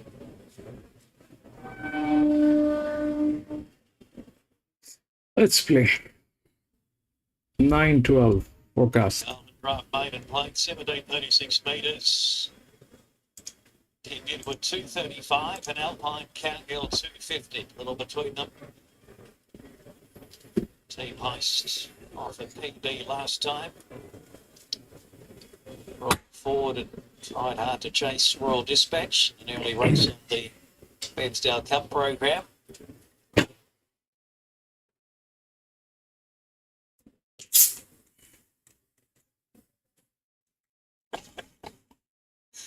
Yeah, I'd say it's long gone, long gone. It was a pretty cheap one as well, so it wouldn't have stood the test of time, the 20 years or so that have passed in the meantime. These runners are at the start, they'll be coming up. I was leading to Alpine Cowgirl. It would good to hear the stable have confidence that the extra trip, and it's not a huge step up, the 136 will be in his favour. These runners coming up. Oriyoshinari locked away. Recently returned from a 2.5 year spell. It actually wasn't that bad. It bends down on its first run back from a month break. There's Jabaljar going in. Team Heists. Improved run last time. Cool Stars first up. Now moving in. So we're closing in on a start for Carlton Draft to bring us the third. Alpine Cowgirl and Saucito. Saucito's coming up to be loaded. Oh man, 8 is a grey. Wayne brings similar form from New South Wales to the previous winner. Testing on those Super Maidens. Now, lights on. They're off. Oriyoshinari goes back early and Cool Star first into stride. There's King Edward and also Bismarck. Team Heist up there in a line of 4. Jabaljar's fifth, elected a half, Saucito, Alpine Cowgirl. Nick Says No's back on her inside second last and Oriyoshinari. 1400 to go. King Edward is repelling the challengers left, right and centre and now coming across to lead Cool Star and Bismarck, who takes a trail. And Team Heist, she's in 4. 2 lengths Jabaljar, Saucito together midfield. Alpine Cowgirl third last, outside of Nick Says No, and 3 lengths away Oriyoshinari. Top on the track, 1,000 metres to go, and it's King Edward, a comfortable leader, doing it well. Length and a quarter, Cool Star. Bismarck is third, and then comes Team Heist from Jabaljar and Saucito. There's been no change to the order. Nick Says No is third last, Alpine Cowgirl second last. Oriyoshinari is 2 lengths away. They head by the 800 metres now. King Edward only by 3/4. Cool Star's getting a little closer as they approach the bend. 2 lengths to Bismarck and Team Heist. Jabaljar is next, coming up to the 600 metres now. And they will followed by, as they come up to the corner, Saucito the Grey is pulled out 3 wide. Alpine Cowgirl with the back to follow. Nick Says No held up at Oriyoshinari. They're on the swing, 400 metres from the judge. King Edward's off the bridle. Team Heist coming at it out deeper. Cool Star retreats. Bismarck. And then comes Jabaljar, Saucito and Alpine Cowgirls winding up from the back as Team Heist took the front.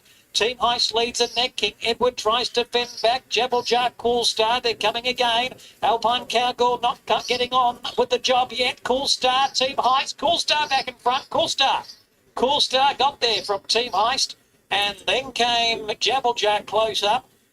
Favourites nowhere to be seen in the top 3. Bismarck was in behind those. 10. Might have got 4th, in fact, from Alpine Cowgirl. So 10 got in. The straight. King Edward beat on the bend. And then Nick Says No, Saucito and Oriyoshinari. So Cool Star. They're rigging. They're rigging here. So what happened is that 10 that we were talking about is like this, okay? If we look at the stuff now, that 10 has 9 races. It did not do anything. It did not do anything in last 9 races. But today,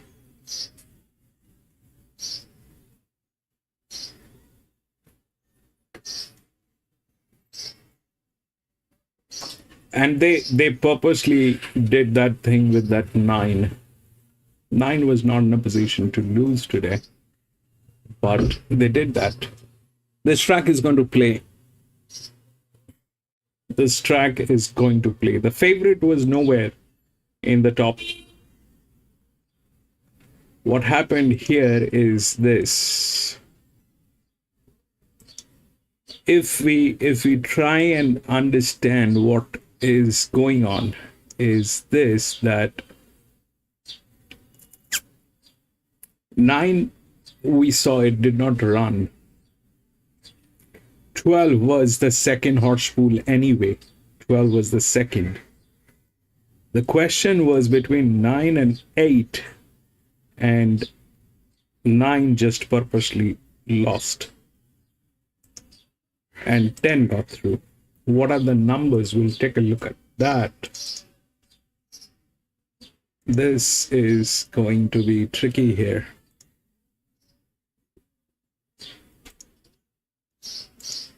Adaman, did you have money on this? I played and I lost.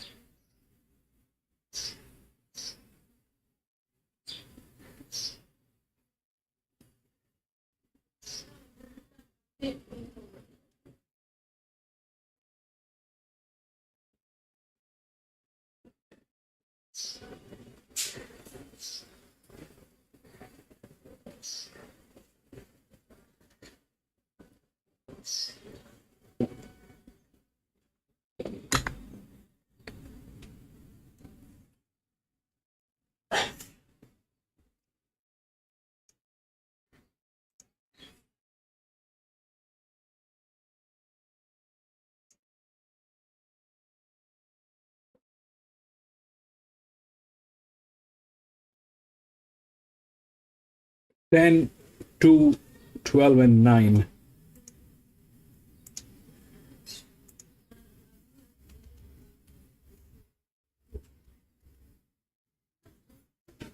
Ten, 2, 12, and 9 is the result. How it works. 10 and 2. Both of the horses had 9 races. They did not have any chance to win. They did nothing in last 9 races, but today was the day. Today was the day. 9. See how it worked. 10 is one of the pressures which are here. They purposely stopped the 9. That actually changed the entire dynamics of the race. That actually changed the entire dynamics of the race. So what happened is 10, 2, 12, and 9. 10 had no business, but they stopped the 9. That's why 10 got through. 2. Man, it did not do anything in 9 races. But today it went through, and both of them are like 100% downstream. They only win when the races are rigged. That's all.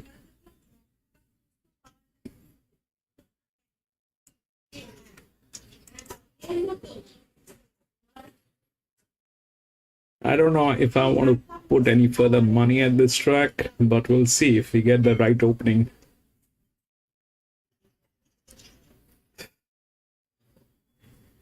That's the worst part of it.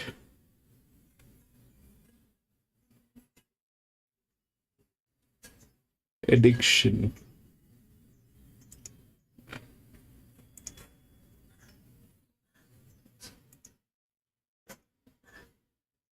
Eight, 5, 12, and 4.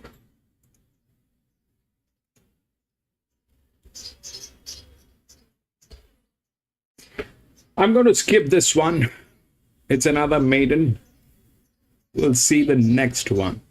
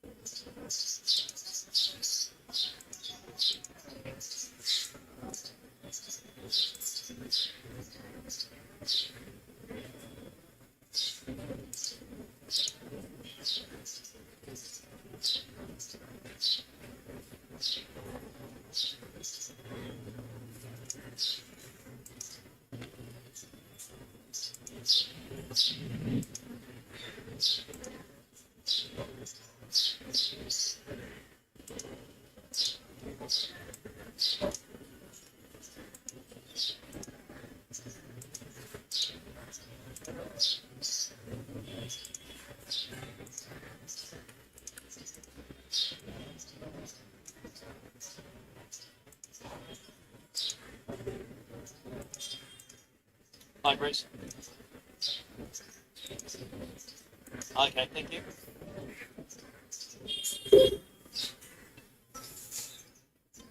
Correct weight on race 3, 10, 2, 12 and 9. Long head, short head, 147.07. Correct weight. Complete night a track upgrade after race number 3. Sale is now a good 3. Good 3.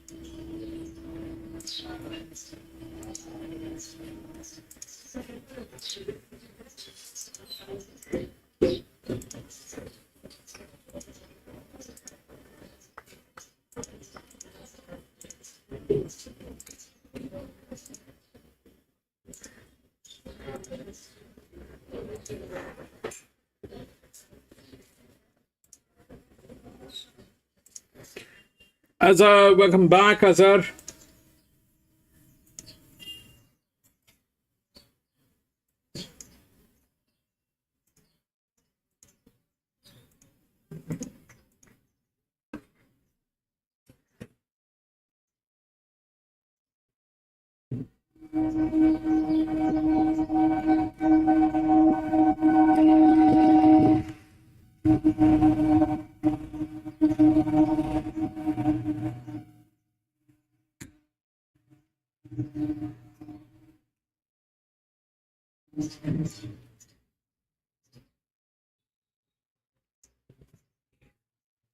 I'm going to be back in a jiffy.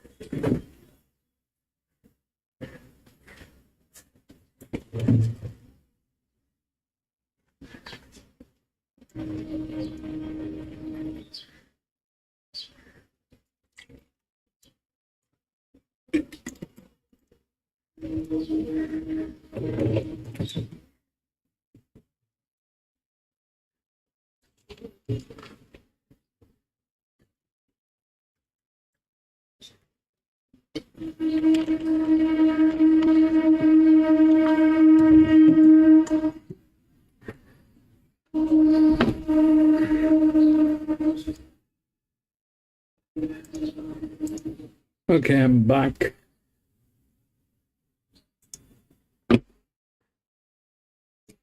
So I'm not going to put in money on the fourth one, but this is how it looks like if I take the considerations. 8, 5, 12, and 4. 8 is the favorite.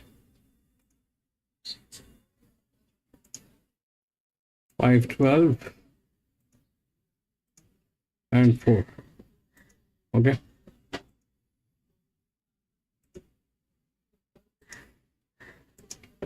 It's a 1400 meter.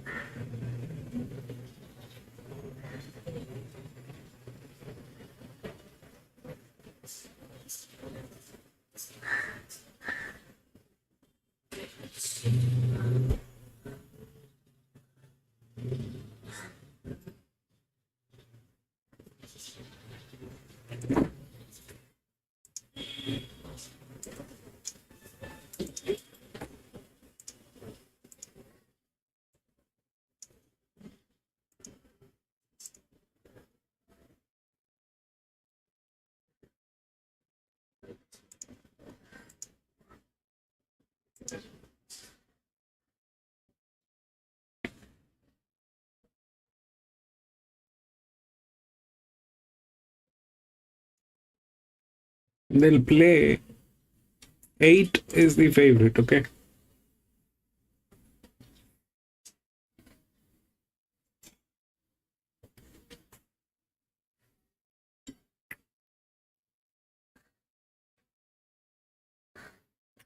This is the horse pressure on 5, and this is the translation, which is almost nothing.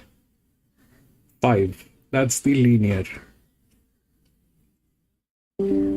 Then 8 they have come up with, and this one they have played as a neutral. But there's a pressure, and the relaxation is way less than 8. But they're like that. So this we've seen here, they are doing all that stuff. So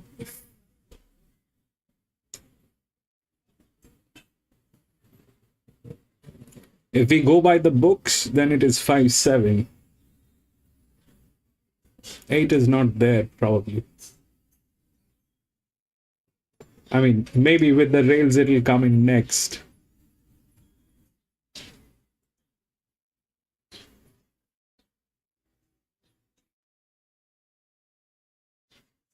This neutral will get in this one.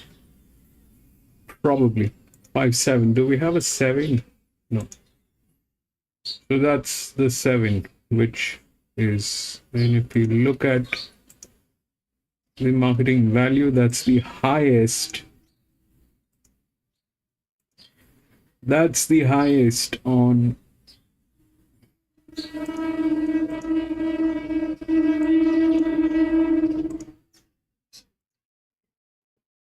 that is the highest marketing value on 8, and that 7 is the neutral. So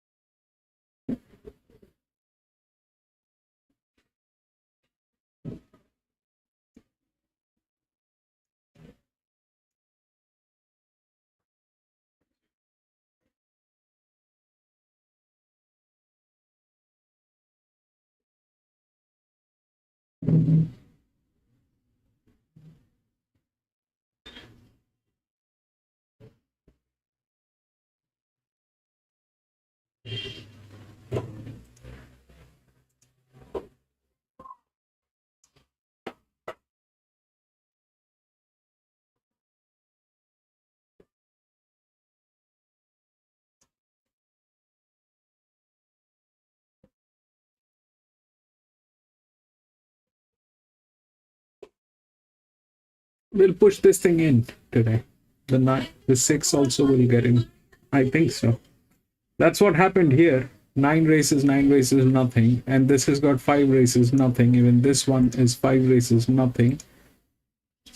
So the difference between these two is this one is with a lethal pressure, which is not possible. This one is not with pressure, but this is within the channel. So there's going to be a tailing on this. So probably 5, 6, 7, something on those lines. 7 is there. 7 is there. That neutral is there, especially with that. And then 6 is like that. So I'm out. The 4969 Goldburn. Been on newbies. It is going to take time. Let's watch Sale. They're still at the paddock.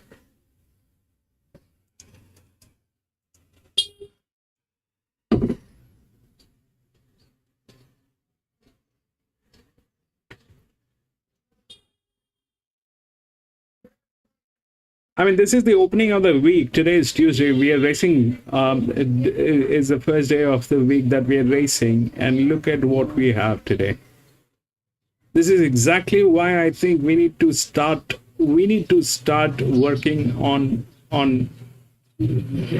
tracks that are better. It is just because at times we don't have feed.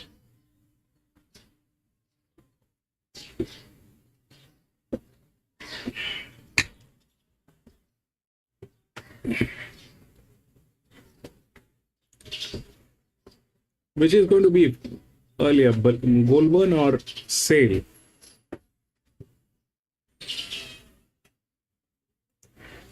England takes the right, a winner at Chinchilla. They're still at the paddock. The Sale is going to be earlier.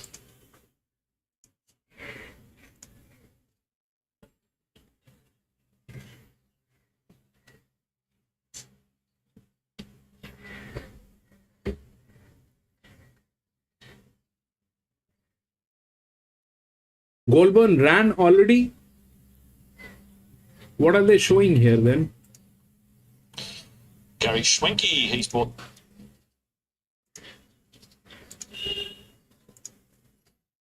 Did you get that, Arman?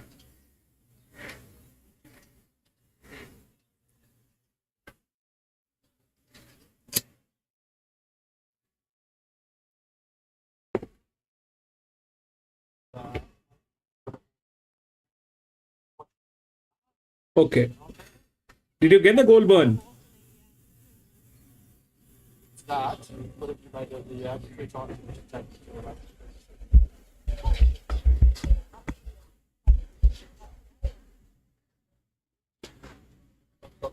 Man, these people are playing up today. All the tracks, I guess.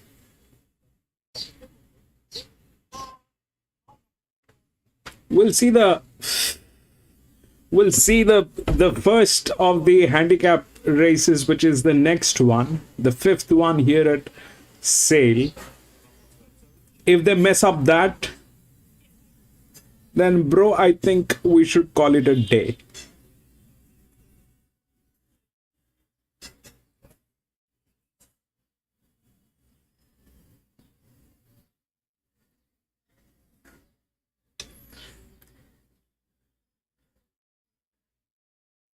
This one I'm anyways out, but if they mess up the next one, the fifth one, here they have 8 as the favorite, okay?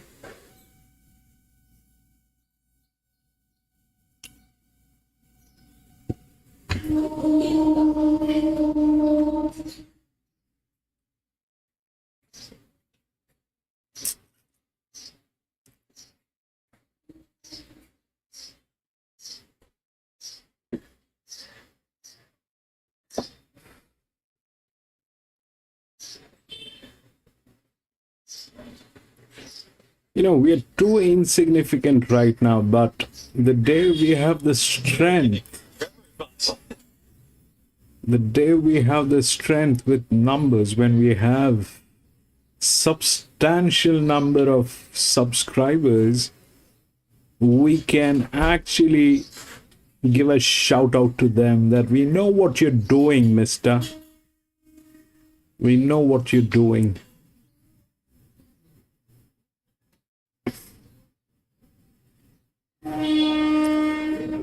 Ottoman,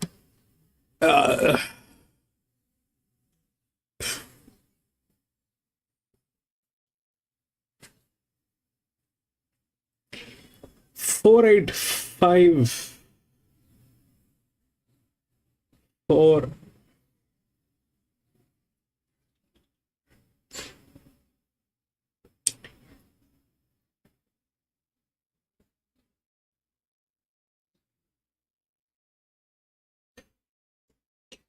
don't know. I'm out. But that 7 looks like it is in. The 7 is a neutral. It looks like it is in. From from the way it is. Yep. The Cara Defence Tycoon. It is in the top $61 3, I chance. guess. 1400 Defence Tycoon. Ran third in a packet of maiden over 1400 when last at this trip. $61, that's over the odds, but many of these are with Kundakara's short price quote. The Defence Tycoon come up shortly, run a better race back to the 1400 metres. There's Just Hanging, first up from a break. Back Noonan with the first winner. The Ladbrokes Owners Bonus Maiden over 14.19 will be underway shortly. They're all in. Relatively short run to the first quarter from the starting point. There's attendance down in the inside gate. They're off now. Kundakara saw a storm. They both jumped well. And Heps going up as well, so the favourites won't be far off each other. And then Creative Righteous and Kennerite just off the speed from Neck High, Easy, Great Obsession. A length and a half then to Just Hanging. That doesn't, and Defence Tycoon get back to the tail end of the field. So Saw a Storm will lead Kundakara. The favourite at the leader's girth, and 2 lengths away to Hef. Creative Righteous is fourth, the fence, then Kennerite, Great Obsession, and a length away to Neck High. 2.5 to Just Hanging, 3 lengths then to Done Dozen, and Defence Tycoon is last, heading down the side, 800 metres to go. Saw a Storm steadies a little bit in the lead, and Kundakara's getting closer now, breathing down the leader's neck. Then 2 lengths on Hef, who's always been the stalker. Creative Righteous back on its inside is fourth. They're 2.5 on Kennerite. And then comes Great Obsession. Next, Neck High. Just Hanging. 3 lengths Done Dozen. And Defence Tycoon. Kundakara's travelling up now to take a slender lead on Straight Neck. Kundakara from Saw a Storm the fence. F comes out deeper, but also Creative Righteous tries for a run. They're bumping, chasing Kundakara. Down towards the 200, Kundakara full bore. F is after it. Creative Righteous in the middle, trying for a narrow gap. Hef's moving up strongly. 100 to go. Kundakara's got a fight on its hands. Hef's got its head in front. Hef's now pulling away. Hef won it by 5-8. and then 3 lengths then on Creative Righteous. Saw a Storm. Next, Great Obsession, followed by Neck High, Kennerite, Defence Tycoon, Just Hanging, and That Doesn't. Well, Stacky's had him in the stalking role all the way, much closer than last time. He was able to get to a good position at the 1400 this afternoon. Every possible finding the front on Straight Neck, taking over from Saw a Storm games this weekend at the last 100, 150. The Gara found the front. Their Hef was already there. Despite being a little unbalanced when Creative Righteous was trying to push Hef out of the way early in the straight. Once it was balanced, he was able to wind up and chase the Gara, get to it 50 from the line and then put a neck on it over the concluding stages. Creative Righteous at $21 has run third. Saw a Storm will finish in fourth. Those that make it the field really never had a say in the race. In from numbers 5, 8, 4, 12. The run at time 5, 8, 126.16. 4, and 12. Vicinity of those first two cleared away from the rest. All right, so Hef comes back. Darren Saunders is representing the team. Let's hear from Darren.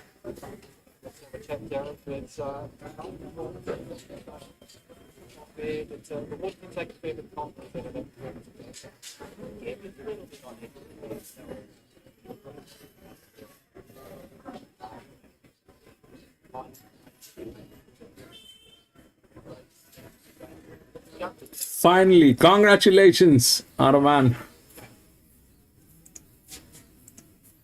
Go to the next. 2 has been scratched.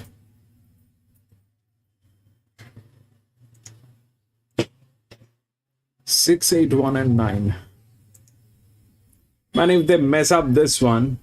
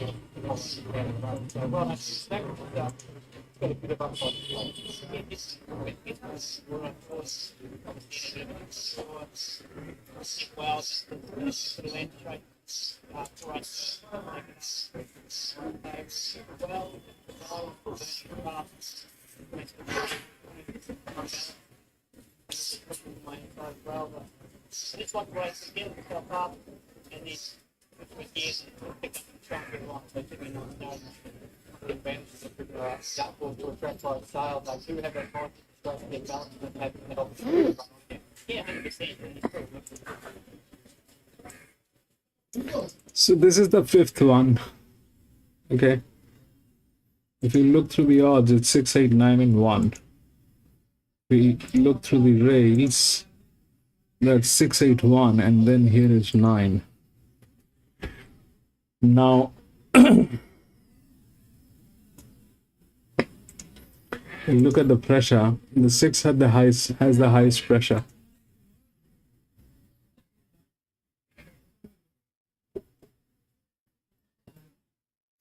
But that number is exposed. This can be attacked by anyone. This is not a linear number. This is a 4-figure drift number. This is a 4-figure drift number. This is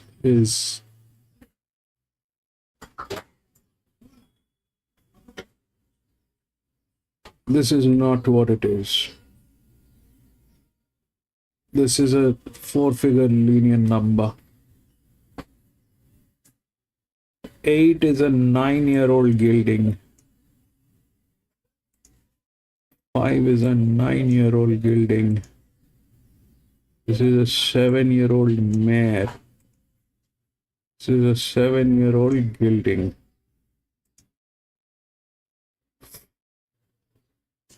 So,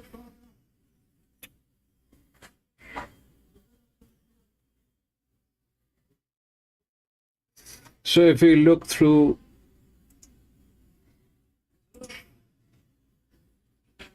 like that 9 is a BB, comes from gate number 10, and that's with the lowest pressure. That's gate number 10. Okay. The other reliable pressure that we have is on 4, which is this one. 6 has 29 races. 29 races. It tried to attempt 6 league races. It did not do anything. And that is a drift number. It has the thing from the with the rails. It does, but I don't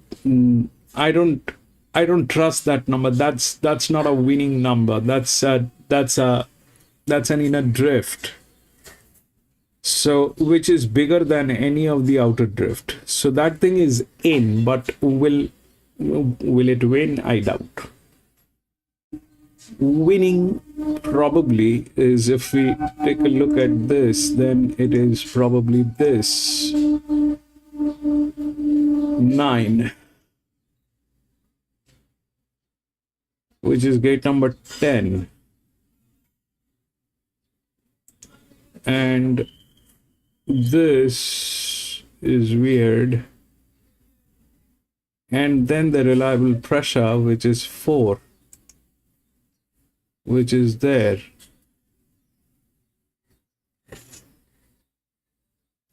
So how things might work?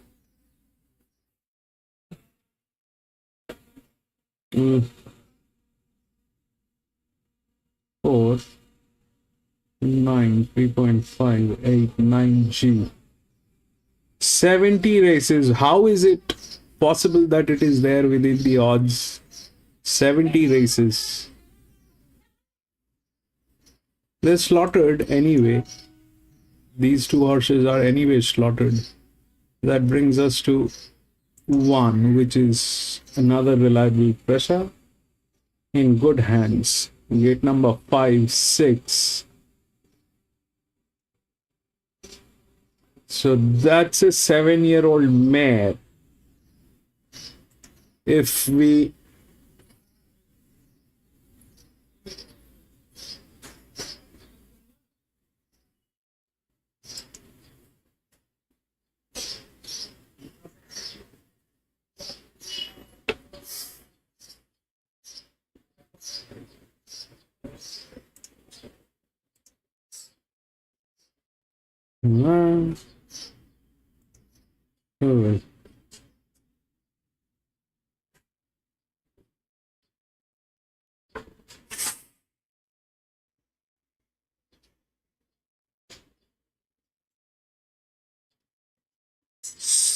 oh, 6 winning is a very difficult chance. 6 winning is a difficult chance.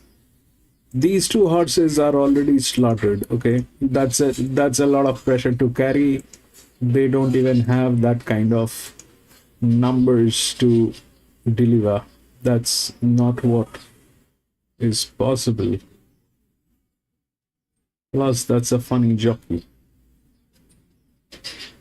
So those two are not in the game. The question is 1, which is okay, and 4, which is coming from gate number 1, which is okay. It's the largest drift, outer drift. So 9 looks good. 9 looks good, but it's not within the rails. Actually, none of them are within the rails apart from 6 and 8. This is a 9-year-old gelding, but that's 9-year-old gelding with that kind of pressure with 70 races. It has done nothing. And if that 8 wins today, let's say for a I mean, which looks like, no, it is not. There's a huge marketing value on that 8. But why?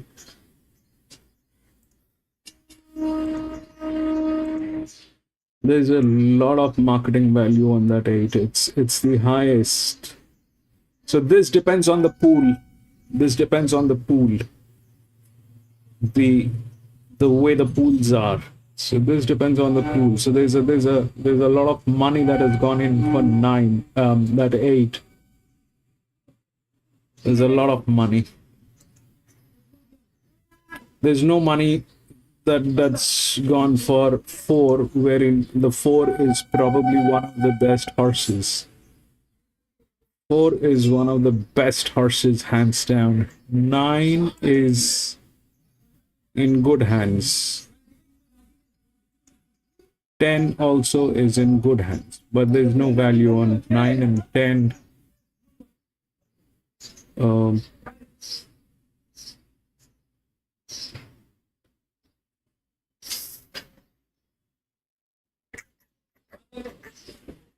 I won't play this. This is within the rails. This side lacks 965. 8.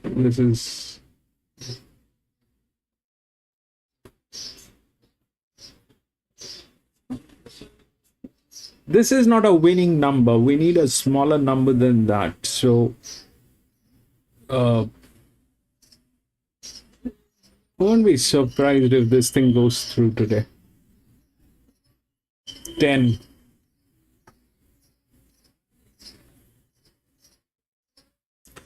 Won't be surprised. It is in one of the best hands. The difference here is the difference, okay, between the 1 and the 10. It's a 4-year-old mare. It's a 7-year-old gelding. It's got 34 races. This one has got 10 races. Is it a good horse? No, it is not. It is not a good horse, but it is in a good hand, and it's an EW number, which is laid right below this. Okay, so that's physics which is going to work on that 10. That's physics. Does it have relaxation? Yes, it does have relaxation. Not the best. The best is on 9, which is gate number 10, and this is gate number 8. The tailing gate is 9, which is the second one. If we look at 10 and 11, the gate numbers, this one, 10 races, better number than the 7-year-old mare. And the jockey is also good on 10. So the jockey is also good on 10. The 9 has a good jockey. 10 has a good jockey. 5 also has a good jockey. But this is a 9-year-old gelding.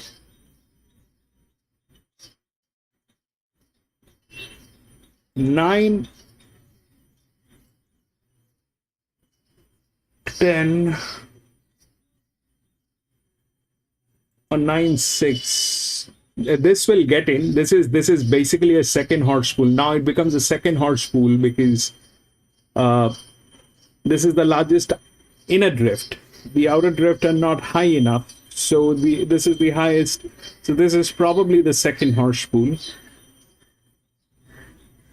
So if this is with the advantage, this is the second one. 6 is the second horse pool. 10 and from the pressure line here, probably 4. So 6, 9, 6, 10, 4. Now how do we play this? 9.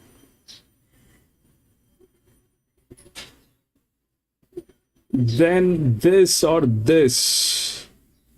Honestly speaking, I like the 4 more. So 9, 4. Then probably 6 and 10. Or 10 and 6. Something. But 9 should be able to do this. I don't know. Do we play 9?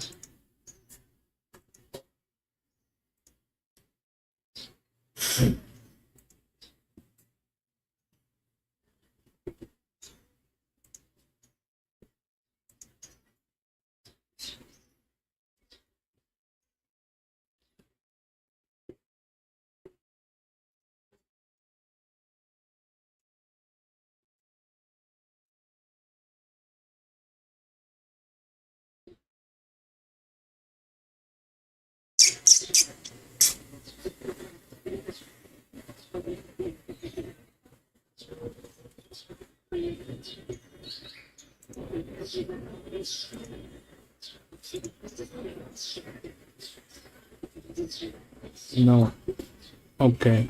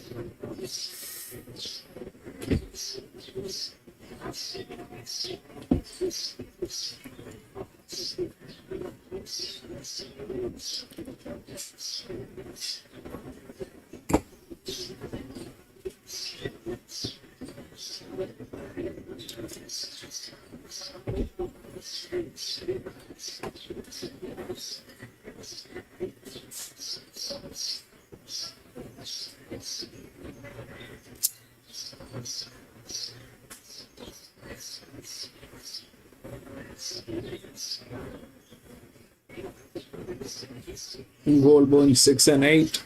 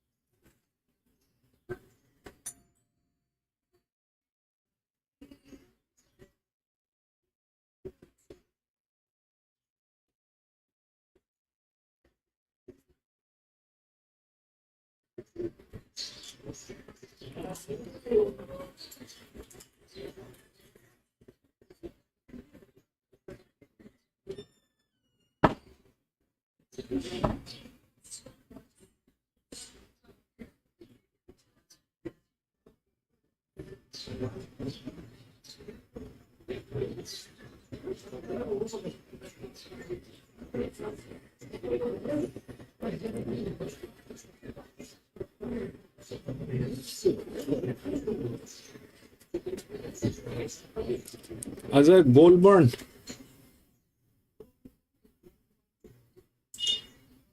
The first starter, so they've latched on. Maybe it has made that improvement from the trials to race day. And I did like how it moved that last couple of bounds in that last heat. Yeah, I was impressed with the trial as well. I do like a jockey come down from one ride. That's right.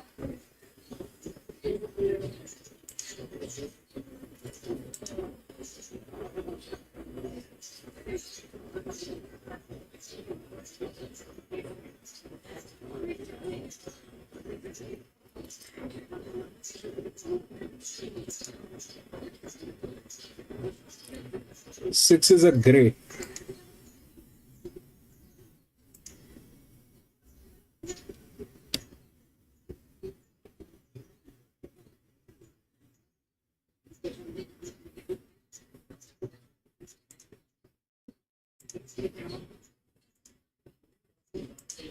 Again, and there's a big gap to Brainiac. It's been 13 out of 15, and even bigger gap to My Star, it's $34. And a bit of a tail thereafter. Crown Estate, it's been 2 years, so over 100 to 170s. I think it was 80s when we were having a look at it before. Just bumped the Dale waxed up. So you see the trial? So yeah, got that look at the trial again. Yeah. It was a very nice trial there from Crown Estate, doing it all under its own steam, coming home quite nicely there in that Hawkesbury trial, finishing fifth behind Miss Trentino about 2 weeks ago. So it might be an improver. It might be one for the wider exotics, but Dundee will fly all the rage, all the best back to this stage. It's for $100,000 purchase for the Gold Coast Magic Millions yearling sale, and doing her best red rate for second in that most recent trial, driven sharply, making her debut today for the Let Us Know. First thing of the quaddy, Nick, what were you going to? You had to spend $24 on the quaddy today. You wanted a bit of insurance for this. Yeah. Well,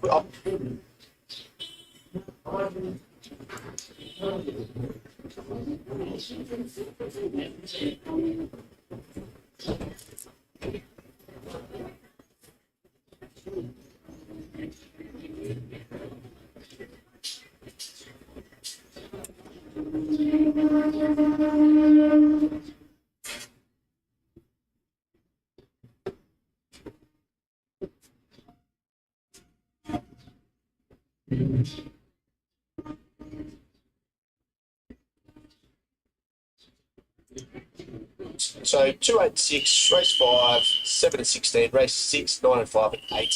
There we go on the screen, 18 and 14. Sarah was listening to me. She always listening.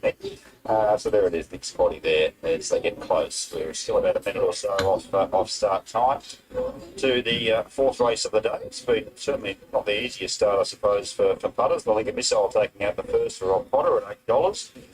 Power Smash, it was well backed up into that in the second race, and it got the cash at $3.80 on the fixed. Good bets landed there. Air Play flew down the outside to blow them away for the local Danny Williams, Louis Beslin, and $31 on the fixed. Bookies firmly in front of the heavy stuff. Still a long way to go, Jay. Still a long way to go. It's fighting words there. Fighting words. Still a bit of fight left. So let's see if we can bounce back here and get this one home puzzler. Getting out to $3.90 now. As Navy Boy once again shares favouritism with Dundee Flyer. Number 8 to come in. Rival is here. Puzzler. Let's get up to Anthony. 12, Dundee Flyer. Brainiac comes forward. And Deep Emotion is the last one. Jockey out of the saddle here, Alicia Collin. They'll load this one riderless. Last one to come forward. Deep Emotion. This is your fourth favourite. 460 on top fixed odds. Good battle between the two favourites. Dundee Flyer and Navy Boy. So Deep Emotion pulled around, and I'll try her again. We'll get behind the link arms. Not quite cooperating, however. All hands on deck now. And they've just about got her in. I think they have. The Golden Carpet Court made it. Final look at the board. 270 about number 2, Navy Boy. The gold and yellow, the green and yellow diagonals. They're set to go. They're off. Navy Boy came away second. Elusive Mission was the first one to begin, and Dundee Flyer came away in third position. Puzzler fourth. Jockey trying to restrain. She's just over racing from My Star Brainiac. Then came Crown Estate sliding through along the inside. PC8 Goldburn. Is the last one. So Navy Boy in front here from Dundee. Welcome back, PC. Puzzler's over racing badly in the third on the outside of Elusive Mission, and then My Star, who's 3 wide, and Brainiac 4 wide. They were followed then by Deep Emotion, second last, and Crown Estate's the last one. 600 to go. The two favourites on top here. Navy Boy and Dundee Flyer. Elusive Mission from Puzzler. Through a dart. And Brainiac, who's been very wide. So once they turn the bend, Navy Boy from Dundee Flyer, and then came Elusive Mission from Brainiac, and further back to Puzzler. Navy Boy, Dundee Flyer, Brainiac, Deep Emotion coming right down the outside. Navy Boy's in front from Dundee Flyer, and Deep Emotion sprinting hard. Deep Emotion, 100 to go. Rushed up to Navy Boy. Hit the front, Deep Emotion. And Deep Emotion beat Navy Boy. 6, I think. Run third. Crown Estate fourth. They were followed then by 6. Mission further back to Puzzler, Brainiac, and My Star. Adaman win with 6 to 8. That I don't 8 to think. 12 and 10. Deep Emotion has won here and won nicely as she comes down the middle of the track there. We've seen a few runners win today from Nick. This filly by 6 and 2 definitely worked. Run. Found the right part of the Newcastle horses. I don't know. I'm going to be out on this one as well. I don't have a clarity. I like the 9. 9 is good, but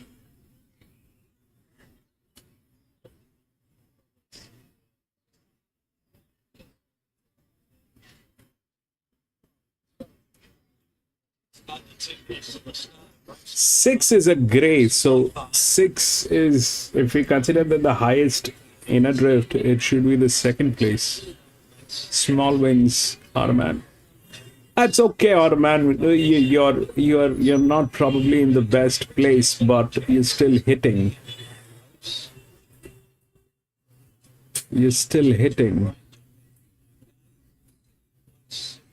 That's okay. That's a part of the game.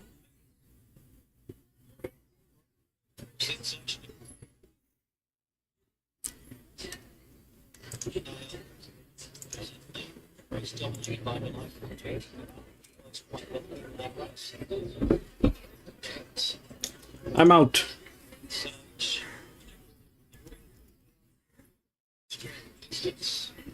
One is in very good hands. One is in very good hands, and So maybe again for the running over the first leg of the quaddy, for which it's got 34 races. BC. 64. Off time goes in. Breaker winning rounds. Sunset Beauty's going to performers winner. Arman 7 win. Race last time. Packet goes. 7. Dollar chance. Images rights. Harrier Blake got a real sensation. Well, first up. Okay, that's a metro horse. Then there is a possibility. And it's in very good hands. That's the biggest plus. Oliver's two in the last One two. is in the best hands. That's the biggest plus. Stablemates. It's been tried and tested here. There's no problem with that. $4.80. She's pretty rich. In the field. But 9 has a lot of relaxation over the 1400 meter. Now I went out because now it is saying 50% yes on 9, but I stayed out. So stands well. They're off. Sunset Beauty began well, no new tricks, sat an image and Bookman going forward. Ramsage exits just off them as they try and find order and travel a couple of 100 metres. And at the top of the track, Sat an Image is coming across. Sat an Image from She's Pretty Rich emerging now into second, and then followed by 11, that is a 7-year-old mare. New tricks and unfair dismissal going on deep into third. They were followed by Real Sensation 3 wide with cover. Grand Safe back on the fence. Bookman's now drifting back. And then comes Power Cable and Quaff Tide is back last. So Sat an Image Spect goes to the front, a length and a half down. She's Pretty Rich in second. 2 lengths away, Unfair Dismissal. And then Sunset Beauty enjoying a nice trail on the inside. Next is No New Tricks trying to push through and get to the race. Real Sensation, Grand Sage, Bookman. 9 is way back. Way back. That 9 is. The bridle, and She's Pretty Rich moves up strongly. So She's Pretty Rich took over from Sat an Image under the whip. Sunset Beauty is 2.5 lengths away, and then comes Real Sensation. Grand Sage is coming through strongly now. 4. And Power Cable down the outside. She's Pretty Rich. It's still leading, but first up from a break. Did she keep it? 6, keep still going. She's in front, she will. Half length on 6-4. Sunset Beauty third, and then followed by 6 and 4. Real Sensation. Sat an Image was next. Bookman, and then towards the end were Quaff Tide, No New Tricks, and Unfair Dismissal. She's Pretty Rich. Strong on pace win. And then an open race has justified her market position as favourite. Grand Sage tried hard, Sunset Beauty. They enjoyed good runs. They're playing up. BC here, they're playing up. Sage 6. through. Sunset Beauty over the fence. Trying hard, but she's Pretty Rich. So a leader from I don't know. We'll see. it's back from $86.50. As a jock ice cream. Got a long way out. First up the brakes. 6, 4, probably 7. 6. Still heated. Run to the post down the outside part of the track. People just out nosing Real Sensation. Brad with a 2-pronged attack in the runs. He's got this another home under the guidance of William Reader. Number 6 first. 6479 confirming it from numbers 125.27 the time. 6, 4. Here he is as a winning trainer.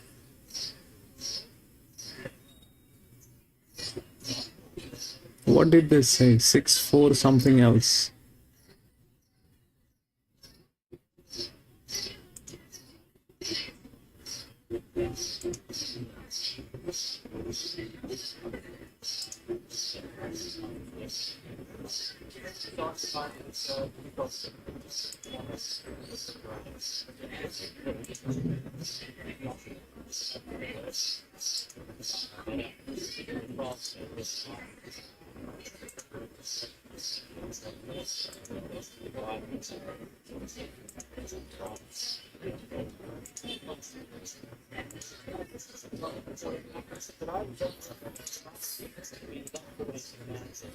$647 something.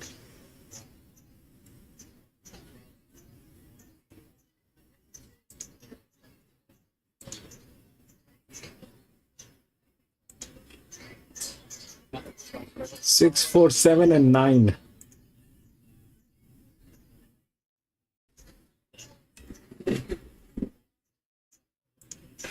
That monkey. So what happened is the 6 was the favorite.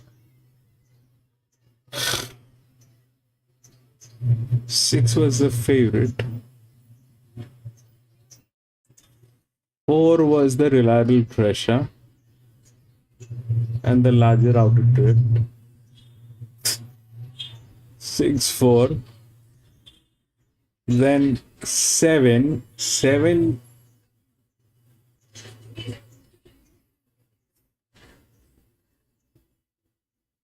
is not possible to win, but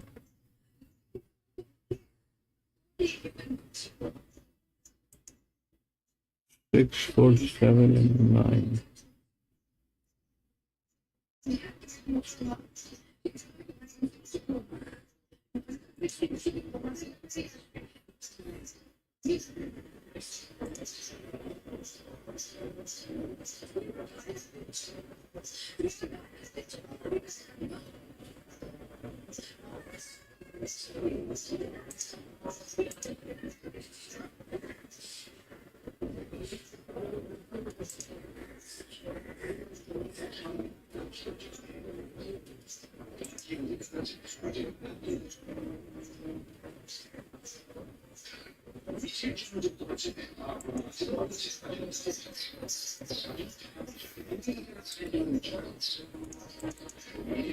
We'll go to the next.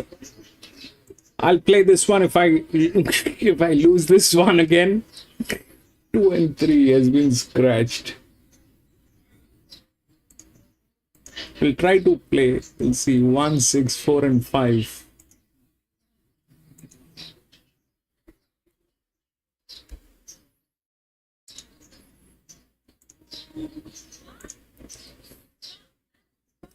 Big bet 17, Belina.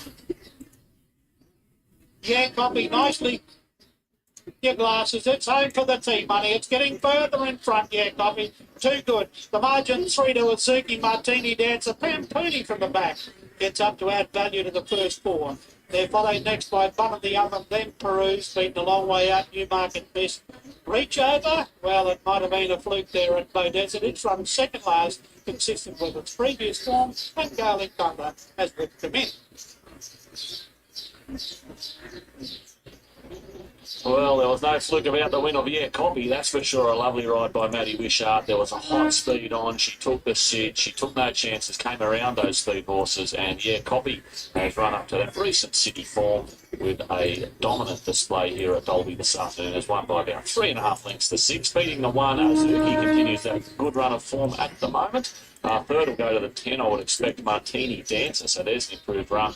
And the 11, Pampooni, should wind up in 4th. 6, 1, 10 and 11. They should be the numbers across the line in race 8 at Dalby. Number 6, the Yeah Copy, has justified the short quote and got the job done. Here are the numbers on your screen now. We've got to keep moving. Let's move to the next. Welcome back to Ballina, race 6, 58 rating, run over the 1,000 metres. Our favourite now is 17 Pressalon from Stephen Lee. A little bit of a freshen up. Top weights out, second top weights out. We'll start with 3 Bowie, Beach Valley Youngbury rides for Brett Bellamy. Just a little cracker, little tire.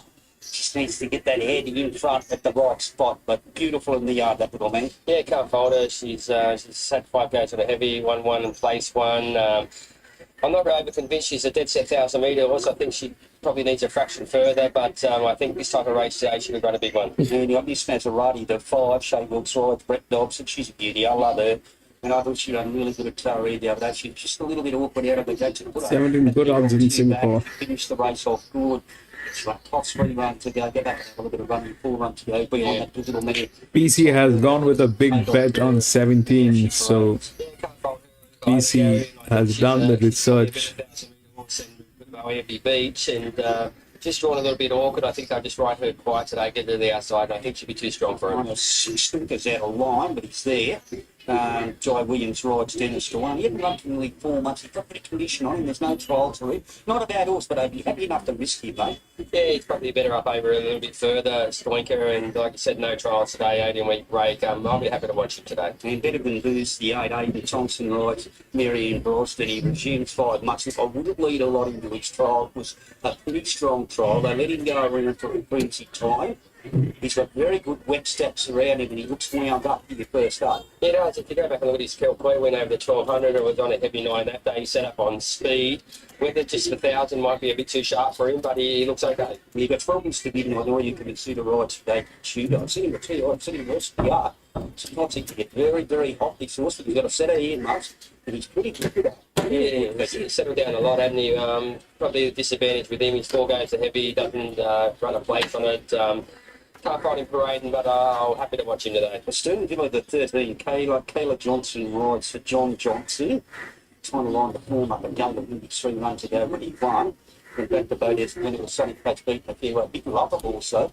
Yeah, he is, and I think when he's the winner, going to win, he was behind Worthy SG, and he scratched Worthy SG in this race, but his last run at the Sunshine Coast, he's only been about 4 lengths. He could easily improve off that. As will vote from the 16 to Luke Rolls Royce, Red Kiln, or any different. Never any different, I should say. He just walks around, he hasn't got a bother in the world. Yeah, he's another one. He's had a 4 goes on a heavy track and hasn't run a place on it, so you probably just want to watch him as well. They had to let her out nice and early, press along the shot on the 17. Jet Newman rides Stephen Lee. I was watching her, and she was getting bit forest, so they did a good job, let her out the track, let her cool down, and let her chill out, and she'll be right. Yeah, that's better for her when that happens. In that 2 runs before the Gold Coast run the other day was much better. Things can go right for her there at the Gold Coast over the 1200. She had a little 3-week freshen up. Back to the 1,000 today. She gets the claim. Jet's ridden the winner already last race. She'll run well. There's the 18 Cosmic Fortune. Leah Martin rides 16. Look, she's just high. Put it down to the bottom line. I don't think she's got 1,400 metres. She's a 2 times winner. They've both been at the 1,000. To my liking, she looks really good in the game. Yeah, she does. Well, the 1,000 metre circle here at Ballon. She was a winner here 5 runs ago on a heavy 9, where she sat back off him and hit the line really strong. Blinkers off today. They might just ride her quiet like that day, and she could hit the line strong. I know Brett Dobson joins me, the 5 Miss Maserati. How is she, mate? Yeah, no, she's done well since the last run. She's been a bit tired.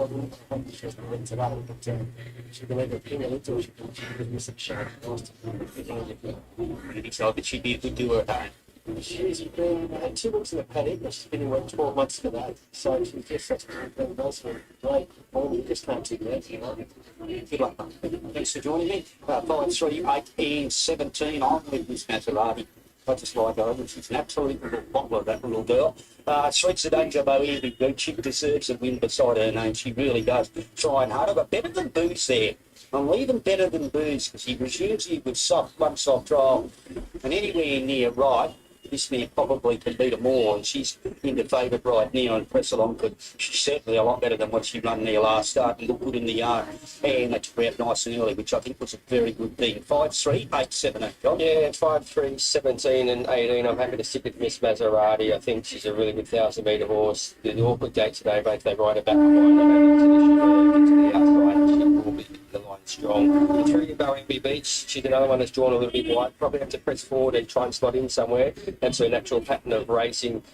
She won't be far off the speed. I just don't think 1,000 metres is her best distance, probably 1,200 to her go. The 17 in press along, she went out in the track and she behaved herself very, very well. Forget her last Gold Coast run, things just didn't go right for her there. And the 18 in Cosmic Fortune was a winner back here, 5 runs ago at this distance. on the same track conditions, so she could run very well. 5, 3, 17 and 18. Right, good money coming for 17 press along. Miss Maserati sits on the second line of Betty Vocation. That's 3 Bowie in Big Beach. $4.40 out to $6.50. Let's find out a little bit more about the 3 Bowie in Big Beach with her trainer in Brett Bellamy. Brett, she's pretty well performed over the 1,000 metres, for 4 placings, but without winning. Is 1,000 metres her go? I think probably a tad further, but she hasn't had a run for a little while now due to the wet weather and cancellations of meetings. So we're just getting back on the park. But she should have had enough time between runs to be significant enough for the 1,000, and especially on the rain-affected track. So brings them all back to the field. She does like that wet. I'm still not all over convinced that she really likes the heavy stuff, but one thing I will tell you is she's the most honest little mare that God ever put breath in. So you'll get 100% try out of her no matter where she finishes. Where do you have her in the run today, Brett? Oh, I'd like to be as close as I can, but I sort of probably don't think she's got enough speed to be sharing the lead, but just behind the leaders, I would say. But out of the 1,000, you're just out of the chute around one corner home, so I won't be dragging her back anywhere. So just wherever she lands and she's comfortable travelling, she could track them into the race. And then when she turns the corner, see what we've got left. The race 7, Raised by Wolves, what's your thoughts? Oh, well, as I said, he's another one that's not totally at home in the heavy stuff, but Midnight will be the last. Mr. Midnight comes up. Moves into gate number 9. The light goes on and the starter appears around the front. Vocation is drawn the inside. Gates fly. Vocation came out quickly. Miss Maserati, Boambi Beach. Deeper out, fast away, and Better Than Booze is driving through. Vocation using the rail ran to the lead from Miss Maserati. Mr. Midnight third and deep, and then Better Than Booze on the inside of Boambi Beach, and they've broken clear of a Stern Villa who's on the rail with Press Along. Stoica deeper out, and Cosmic Fortune had dropped out to be last of all, 500 from the judge. Vocation narrowly from Mr. Midnight the outside. 1.5 Miss Maserati, then Better Than Booze, Boambi Beach, Stoica, a Stern Villa, Press Along has a lot to do with Cosmic Fortune with them in. Vocation got clear, down the running, past the furlong, led Better Than Booze by more than 2 lengths. Cosmic Fortune from the tail is getting up on the rail, Boambi Beach deeper out, Vocation in front, holding them at bay. Vocation written out with Cosmic Fortune, Better Than Booze, clear of a photo. A Stern Villa, Boambi Beach. 6. Then came Press Along, never in it. Miss Maserati. No. Stoica second last. Rest everything was. That's the only horse that actually ran 16. That's the only horse that actually ran. Rest everybody was sitting there doing nothing. 16, 18, 8. Yeah. Okay, so here is what we have for the 6th one here at sale. 1, 6, 4, and 5. 1 is the favorite. Okay. And let's understand what's going on. That 4 is the linear, but it has only 1 race. The pressure is 59%. So that's not in a winning position. That's too much of pressure for a horse which has got just 1 race.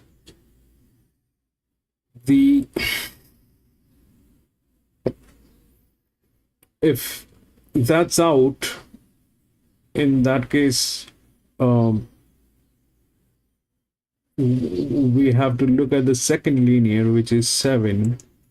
It's a 6-year-old mare, and it's got the next pressure. The pressure is here also with these 2 horses, 10 and 9. This one is a rig. That's a rig. After a long time, I've seen a rig racing. This one is a 7-year-old mare. Both of them with the outer drifts. So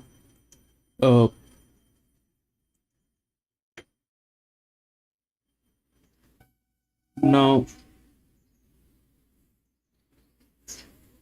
the one is the favorite. Okay, one is in beautiful hands. One is in beautiful hands. There's a lot of stuff going on with one. One should be able to deliver this, because this is in a tricky position. But the second one is 6, which is Ride Willow. Then 8 is there. Then 8 is there. 1.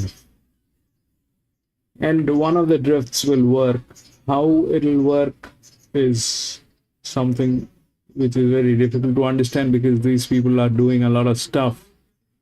And if we look at that gate number, that's that. So I will not be surprised if that I mean, a rig basically is a difficult thing to win. The kind of very stubborn kind of animals. These animals are very stubborn, and so it's got 90 races. It did not do anything. A rig is a very difficult thing, but I will, the one is there. One is there.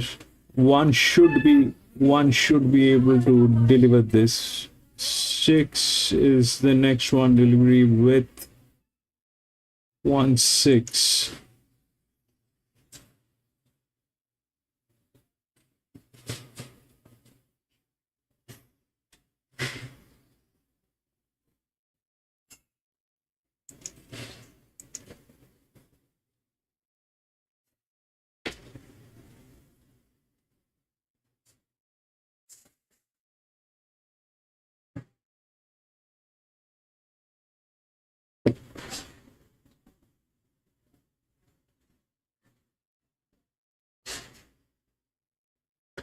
Playing 1 is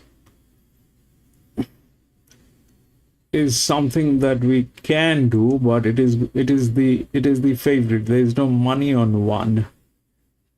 If you have to club this 1 and 6, that's a 3-year-old filly. The EW. These are the 3 best jockeys here. Okay, these are the 3 best jockeys, 1 6 and 8.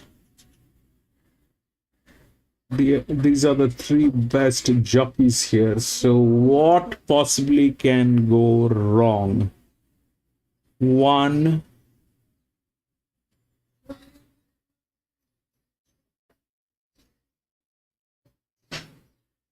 we go 1 and 6. That's one way of looking at it. If we bring in a drift, that's the other way of looking at it. So it's either 1 and 6 or 1 and 9. Difference is, this is a 7-year-old mare, unsuspecting, that nobody is going to suspect that this is going to be there. But this is how the pressure is on this horse. There's no pressure.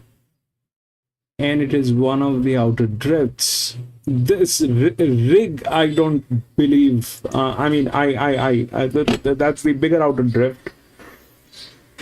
But they are also like 83% down. The reason being is it's a rig.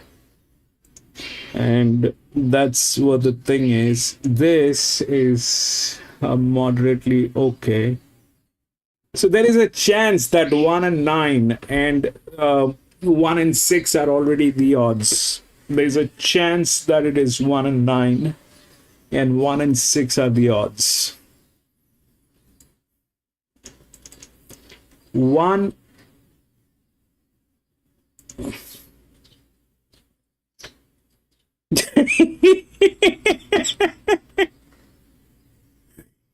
EW7 EW7 7 is the second linear. I have a very strong feeling about that, but they're like 75% down on their teamwork. PC They're 75% down. They, I mean, everything seems very reasonable on that 7. Everything seems to be very reasonable on that 7.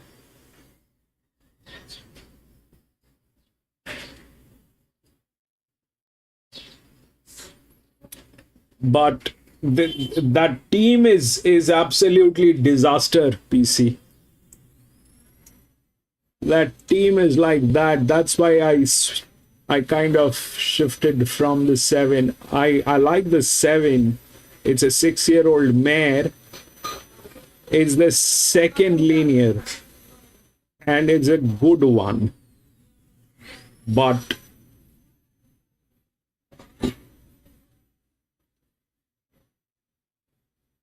the pressure is also adequate on this.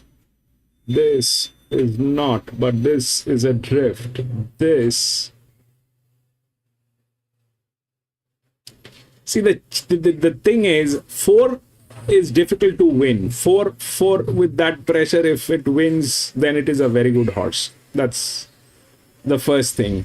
The second thing is the possibilities. 1 is well within the rails. 6 is not. And if 6 is not, then we need to look at the other strengths. So that the other strengths are here. This one needed the rails. It's a delicate one. Plus, they are 75% down. So it's either 1 and 6 because of the hands it will go through, and it is also a BB.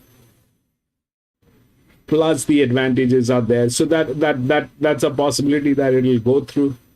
And the other possibility is that the 9, which is a unsuspecting one, this will go through the second position.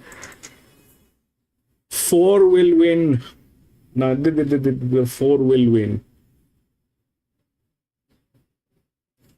Yeah, Pakenham, PC, please. Pakenham is another track. The 1 is getting tailed. How beautiful is that?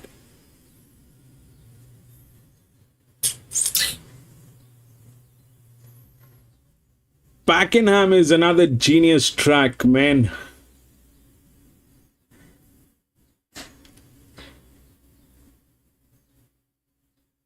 Four will win 100%, 110%. If that happens, it'll be nice, Arman, because you know the pressure is 59%. It's the linear, it's within the rails, but it's got just one race with about 60% pressure on that. It's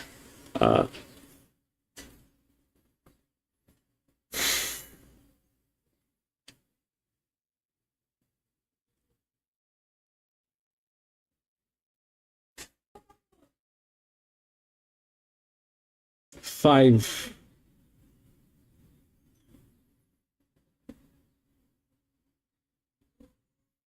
Yeah, those are the 5 is there. The five's got 53 races, man, and the 1 is getting tailed. It's a 6-year-old gelding which is getting tailed. It's not going to do anything today. It is going to run, you know, probably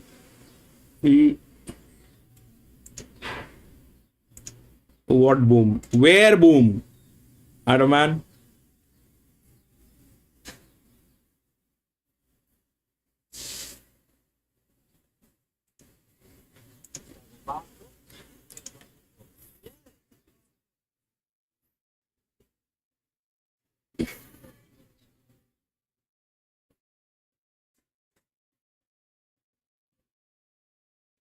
$195. Not happening.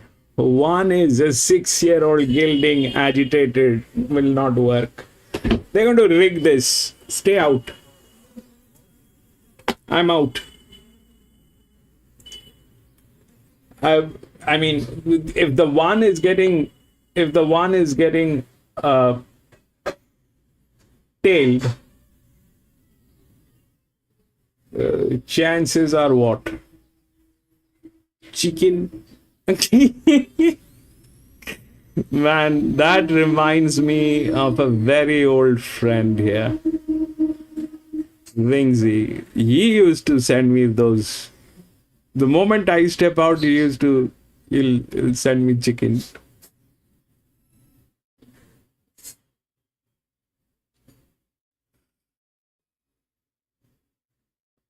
That reminds me of Wings.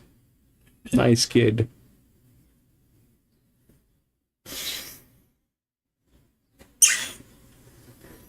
So they're still making their way to the start for race 6, the Mafco Brewery and Distillery benchmark 64. Kyle is $1.60. I don't know what to do, but here is what I'm going to do. If the one is getting tailed, then probably 6. If 6 wins, By horses coming down the centre of the track. then what happens? Big choice has been easy. And Then we are looking at a pressure. 9. I'm going to go with a 9-second horse pool. It's the wildest one. 9 SHP. I don't know whether he depends on meetables. The record says he's better at 1200. He's held up. Man, this thing is not going to work. 8th place. Lee, welcome. 8th place. 8 is a 5-year-old mare. Chances are there. Victress is an interesting horse. Mixed jump outs. Flying on soft ground and jump out. But jumped out very well the other day. Could go wrong forward with this horse, but at once, only race and record and it's feel that it led. In fact, now I'm liking 8 more. Mafco Brewery and Distillery benchmark 64. It's been on the distance ever since. Lee, you have an eye. It's been on this distance ever since. The 5. That's the Cruiser got its leg up in the gates. So actually beat home Kyle. Probably calculated a race. It's 9.5 points between them this afternoon. There's the Cruiser. Grandstand winner 2 starts ago. Close last time. And has been pass fit, so we'll take it to... No, I went with the 9-second horse pool, and just because I also had the time, I went with 8. Lee, thank you so much. And we're right to go. They're off. Dr. Kodo got a good start. The Victorious was slow. Trails the field. So Dr. Kodo and the Cruiser going through to join it. Fighting Tsunami's not far away. It's third back on the inside. Arrows with a trail. Then Duchess of Argyle. Carl is third last. And then LED 2 lengths away with the Victorious. They head up toward the corner. 600 to go. The Cruiser in a new roll goes clear length now on Dr. Koto. Then Fighting Tsunami, Arrowans. Duchess of Argyle. Carl's third last. The Victorious behind it and LED as they swing the bend. 400 to go. So the Cruiser came into the straight. From Dr. Koto, Fighting Tsunami now on the clear. And then Duchess of Argyle, Carl to the centre of the track, starts to wind up. Arrowans, LED, the Victorious. They got 200 to go. Fighting Tsunami goes to the Cruiser. Carl's now coming. Carl down the middle starts to roar high. Took the front 1 to go, and Carl hands and heels is going to space them. Put 2.5 lengths on the 1-5. third. Duchess of Argyle was fourth. Then LED, the Victorious, and towards the back, Dr. Koto and Arrowans. So Kyle sat back in the fields in the final say. 6 leg down under Ben Allen to win. 6-year-old shooting to win. Our winner in Australia. And started well. Must have owned the short price quite $1.45. He was in the end from $1.75. Got to the middle of the track, perhaps the part of the track wanted to be last time. He was forced to take inferior ground, but he was giving them a start. He really gets into the race at 150. Did you see that, Adam, man? Kept together a long way out. He was getting 6-year-old gilding. Easy, we are at a very wrong place. So what happened is this, that one did go through without tailing. One happened, and uh,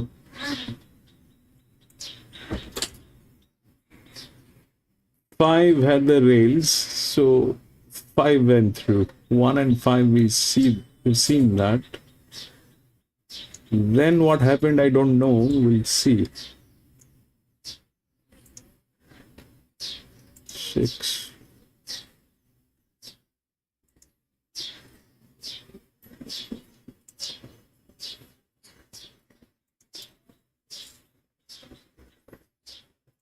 We are on a losing spree.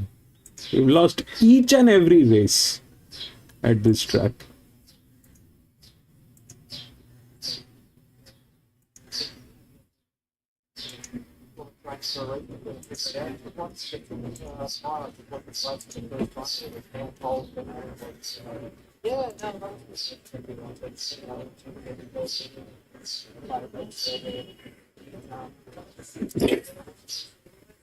Jog didn't even ride it, flew home after the post. Yes!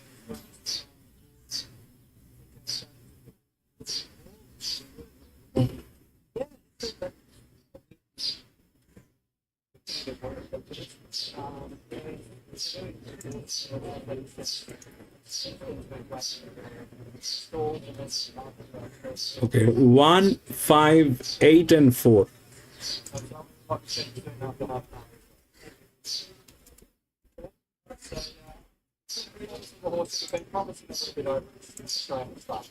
Man, 8 was that rig.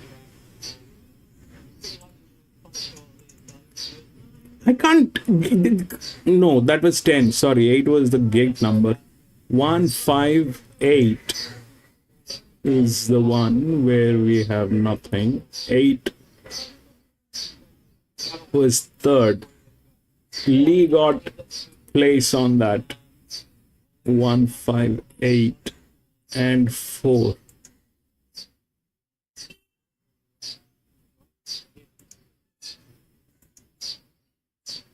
One.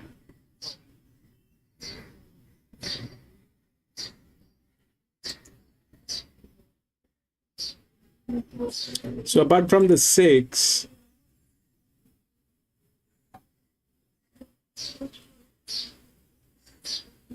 ideally 6 should have gotten in. It's a 3-year-old filly without any pressure, relaxed.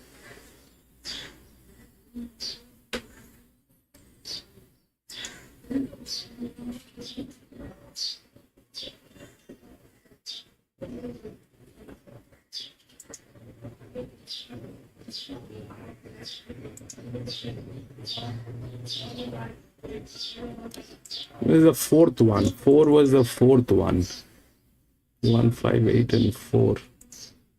Take a look at the next 7.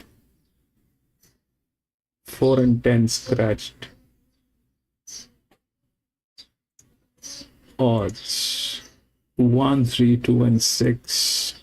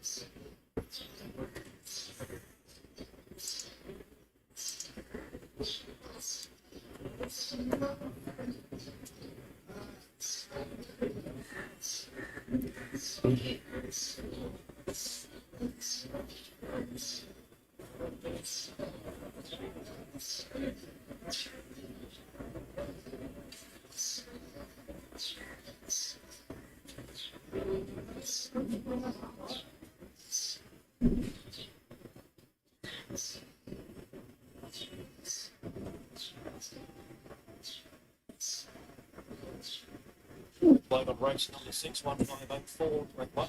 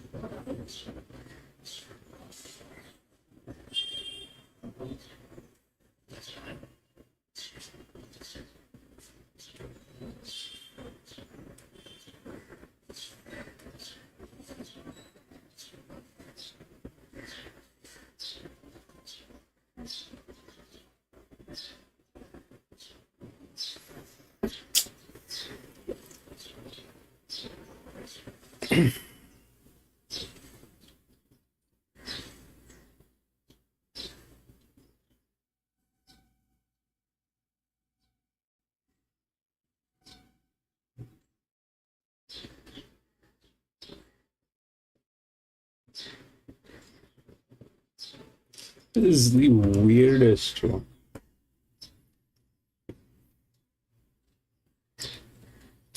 Right, this is what is going on.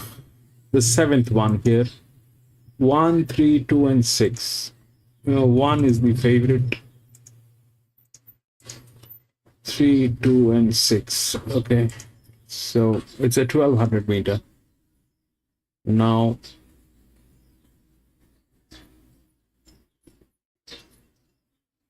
it's a problematic race. It's a problematic one. So 2 is the linear. Okay. But that linear is exposed. That linear is exposed. It's not. Dr. Kane got a good. That linear is exposed. But let's say it's a 1200 meters, so we'll try to do this. If we take a look at the largest pressure, that's 2 and 1. 2 has the pressure. It's a BB. This one is a lower BB with a larger drift. This is in good hand. 7 is in good hand. 1 we don't know. So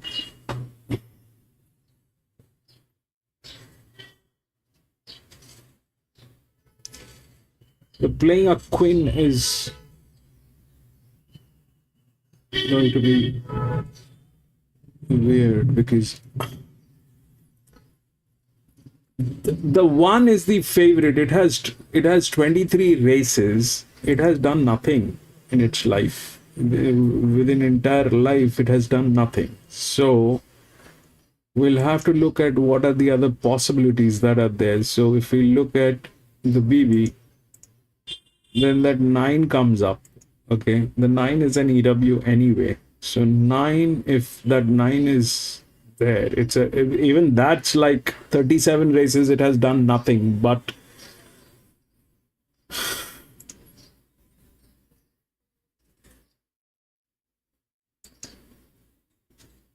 that's that. 6 is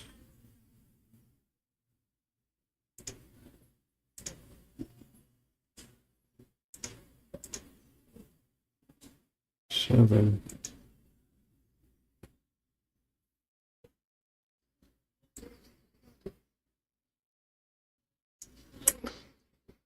That probably these 2 horses is a huge relaxation on this one. This is in better hand.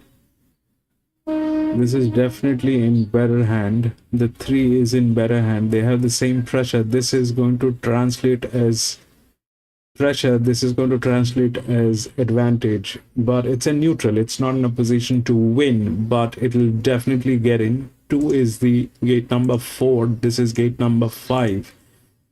So 2, 3, if we stick out our nose, then that's 32, 15. Then we'll take a look at what are the other possibilities that might happen. 2, 3, 7 will get in, because if that is a fake one, if that's a fake one, which I have a lot of feeling that this is a fake one, So that will happen. So 7 will get in. So 7 is gate number 3. So 473, this is neutral. So this will come before this. The neutral will come before. So 437 maybe. 437. It is also in very good hands. We don't have the advantage on this one, but this 7 is a good one. It's probably the best one, in fact. It's probably the best one, in fact. So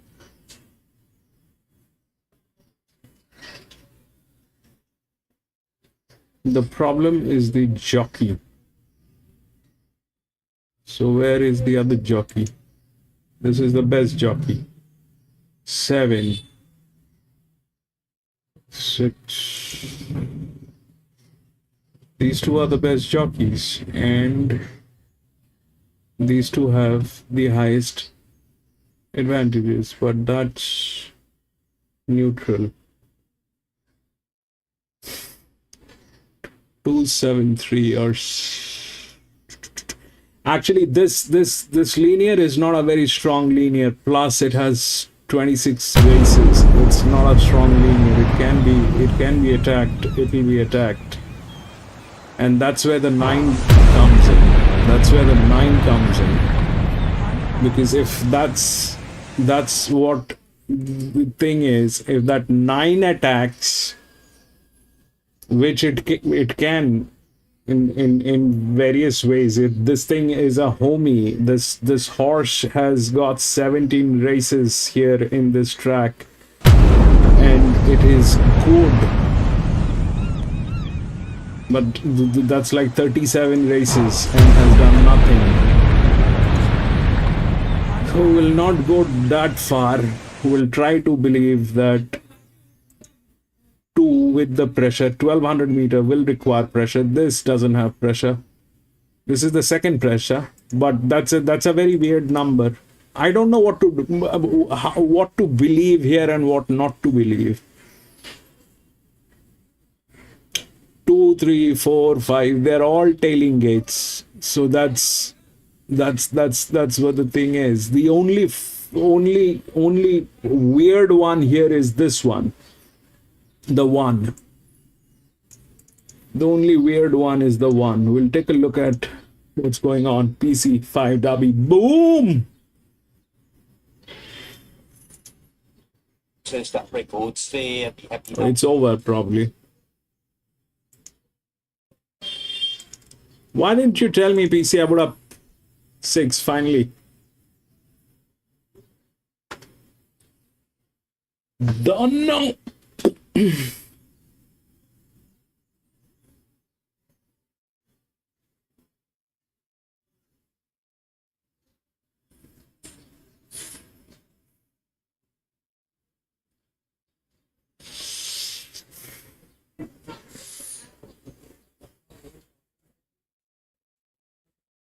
I mean, how it's got like so many races. It did not win 23 races. It did not do anything.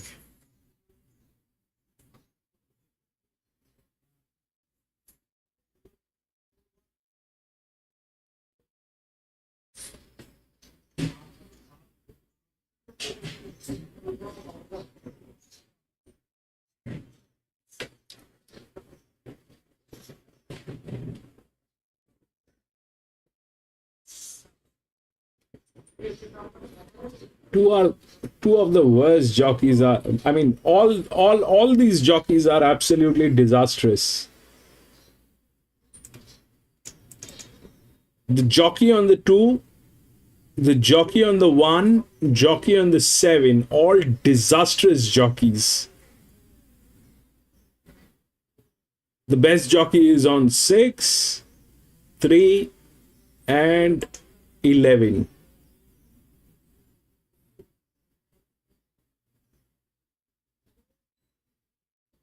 But they have no numbers.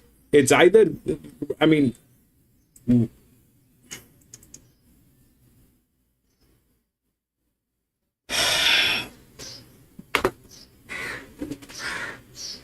They will not let us win here. No matter what we do, they will not let us win here. 5 is a grey. Looks beautiful.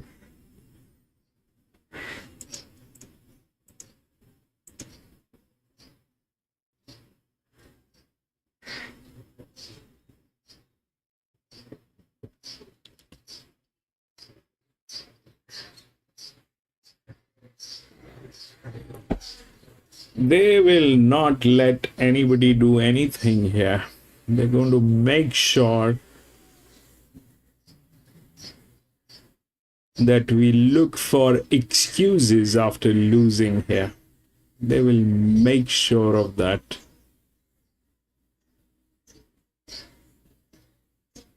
This is exactly why I think we need to avoid these tracks. There's no standard of these tracks. You can't believe what they're going to do. I don't trust anything here now. Out of 8 races, we did not win a single one. Can you beat that? Not a single one.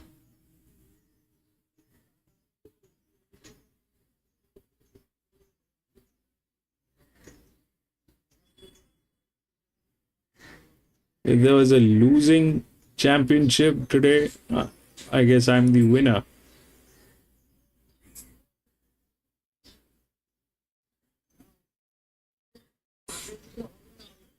That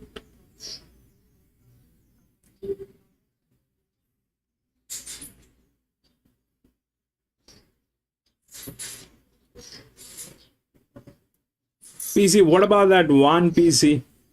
What do you think about that one?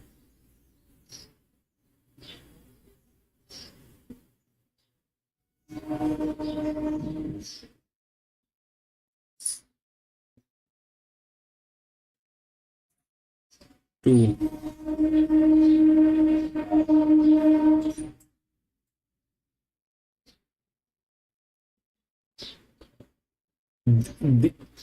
Three. I like the horses. 6.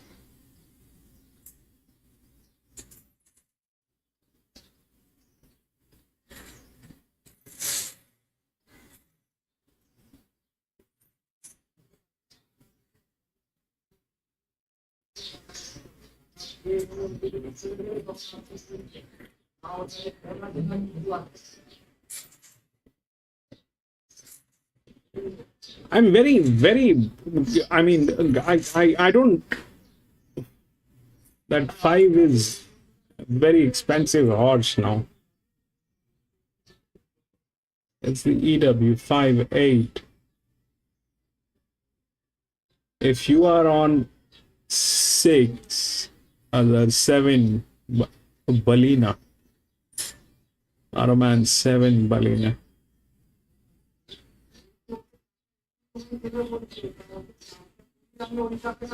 I don't see anything that is happening. P3.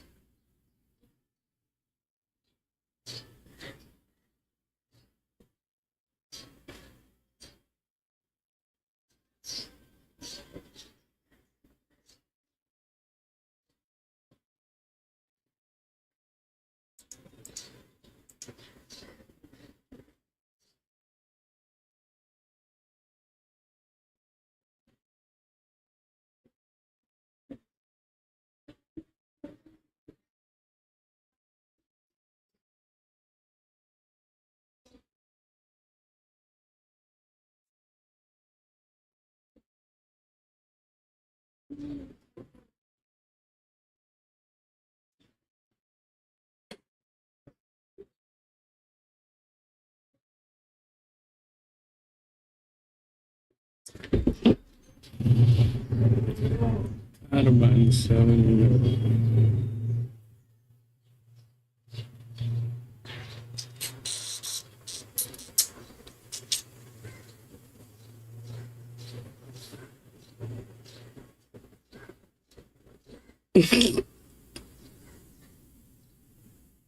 Living 6-year-old mare.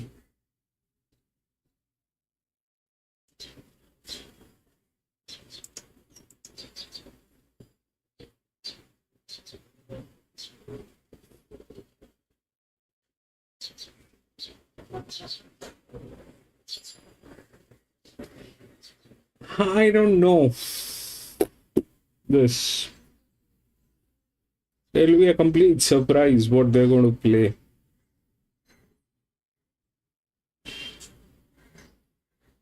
The best jockey is with 6. The best jockey here is with 6. That's for sure.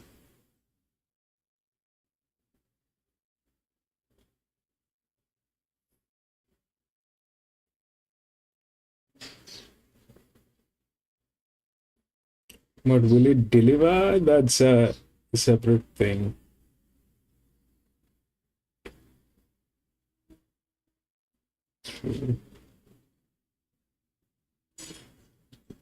All right, mate.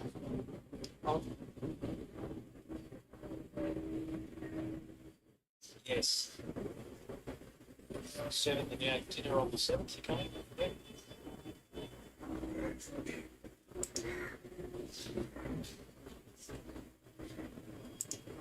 Manny. Yeah, we had him on last. The day he was getting the trip.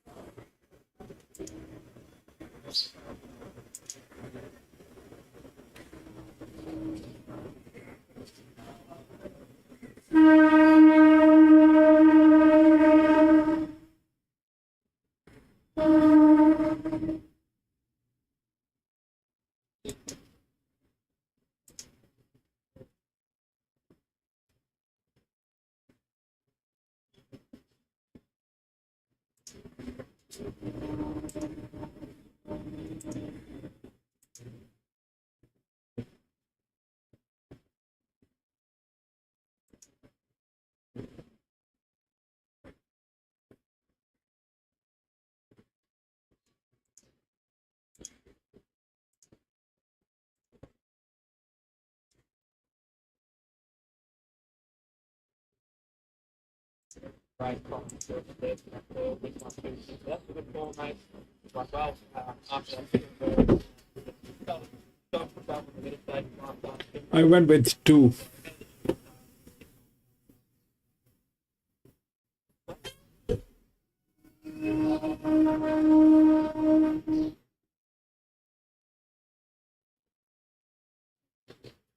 Two and a half minutes out from the Fantasy Cocktails benchmark 58.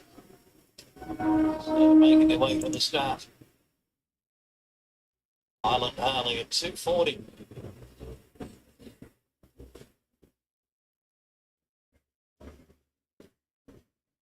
I hope we get a better track tomorrow, man.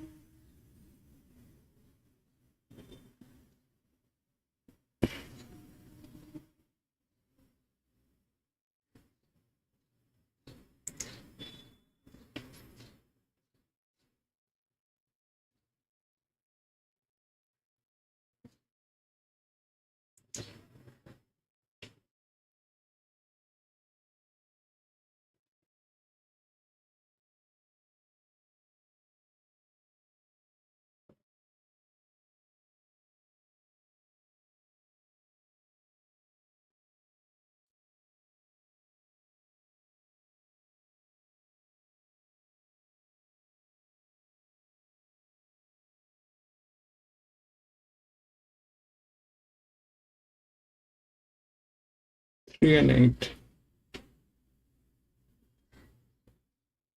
So a minute and a half out, just the last couple of runners arriving at the gates. Blinkers back on Rashiri. Island Harley first up from a break. Was a big first up winner last prep. Jumped out well a couple of times. Steph Oakley rides. And Yusufovic looking for a double. Jess was first up. Master of Chanter last start winner, but only carried 52.5 kilos in that race. As the 59 today. Royalty can get back in its races. That's grand last time. Top of Neat was good at Pint last start. And here's Highland Harley moving in. Highland Harley locked away. Time to lead off that run last time. Second space to third, and two subsequent winners to that race further down the track. $9 chance it's on the lead. Still our first campaign. So I'm Dynamite and Jessup. So I'd love it, the most recent to jump out of Jessup. Pressure to the line. Jump out. That's it. And Jessup locked away. Here's Rashiri. And Stackhouse forward earlier. And I'm Dynamite. The Fantasy Cocktails, race 7. Benchmark 58 over the 1,208 metres. Highland Harley is off the favourite. Comes from 2, Rebellious inside. They're off. Highland Harley jumped okay, and it was Master of Chant with superior speed from out wide in need of time, and Jessup are booting up on it though, and Highland Harley is close in about 3rd or 4th. They're crossing over Rebellious 2 lengths away, and then Rashiri, Pammy Joy, Written Royalty, and I'm Dynamite is last. So it's Master of Chant who's working a little bit, 3 wide, trying to come across. In need of time's back on the running rail, and Jessup Jaziz is now 3rd. They're 2.5 on Highland Harley, enjoying a beautiful run in 4th. Now about 4 or 5 off the lead. And then Rebellious, Pammy Joy, Rashiri. The only people who are enjoying right now is the house. They come up toward the corner. So in time of need, back on the inside. Narrow leader, Jessup the middle, Master of Chance done it tough, and here's Highland Harley now. Come on, baby, run. There's a race to win. 2. Run, you monkey. Inside trying to get But set on the track coming after it. Pammy Joy, Written Royalty. They're also making ground from Rebellious. It's Highland Harley centre on the track, fighting the front, going strongly. Highland Harley 1-6. Highland Harley from Written Royalty. Rebellious came through in time of need, close up. And then came Pammy Joy on Dynamite's Master of Chant. And then a little break in the field to Jessup, who clocked in last. Highland Harley. Right positions at 4, 3 litres across the track. PZ got the 6. Like, could have been a bit of a right, just wanted to lay in and go as straight as a die, sort of floating around middle of the track. Royalty taking some ground off. Just wanted to duck in and see on that lateral shot late. Did enough to win. 6 was flying. 1 or 2 behind the saddle prior to the bend to rev it up, but Harley has brought up double. Remember, who's a focus. Just when the wind came to the right hand, it just Small wins. 1-6 in, then what? 1-6-8. Also,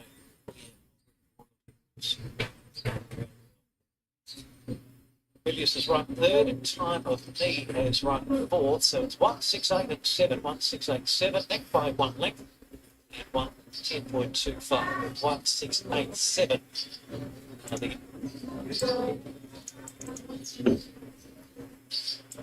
So the one won.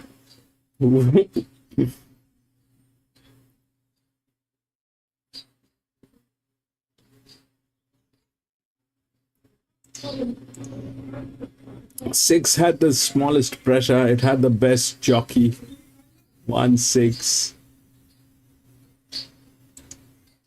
8 was optimized.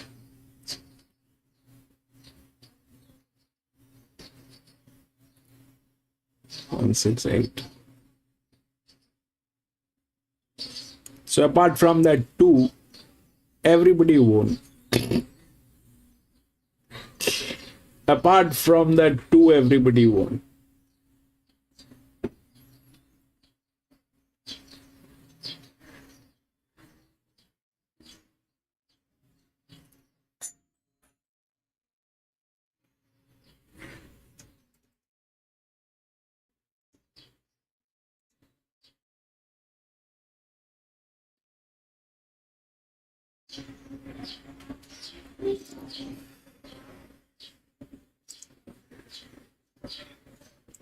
Eight. 8, 12, 15 scratched.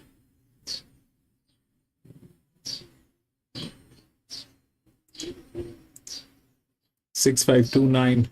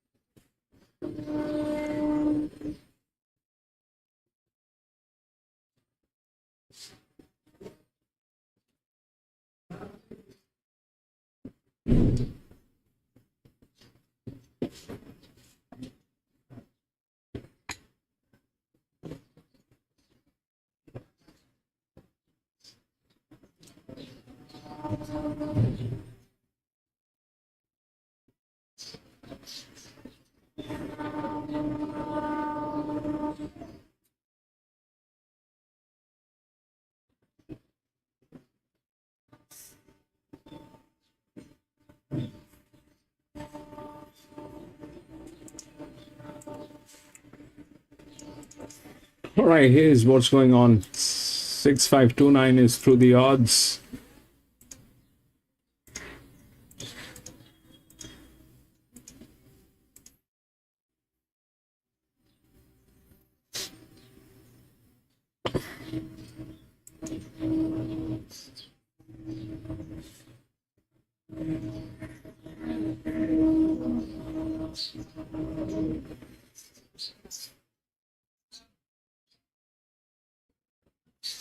Actually, the odds is right. Okay, the odds is right. You see, 6 has the highest pressure line, translates to nothing. It's a 1700 meters, so the advantage is going to work. And 5 is the neutral, which is the second one. This is the lowest pressure line, 2. So 652 is good. They also have 9 on the 4th. So 652 is something that is there, should work, but it will not work like that. There's a very strong chance that 11 will get in. Especially with that, they only win when the races are rigged. I think so.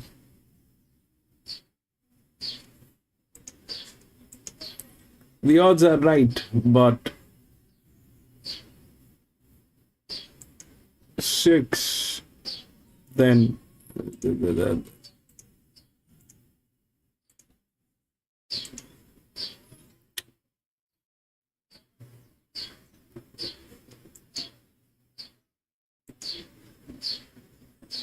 this is the worst. This is the worst jockey.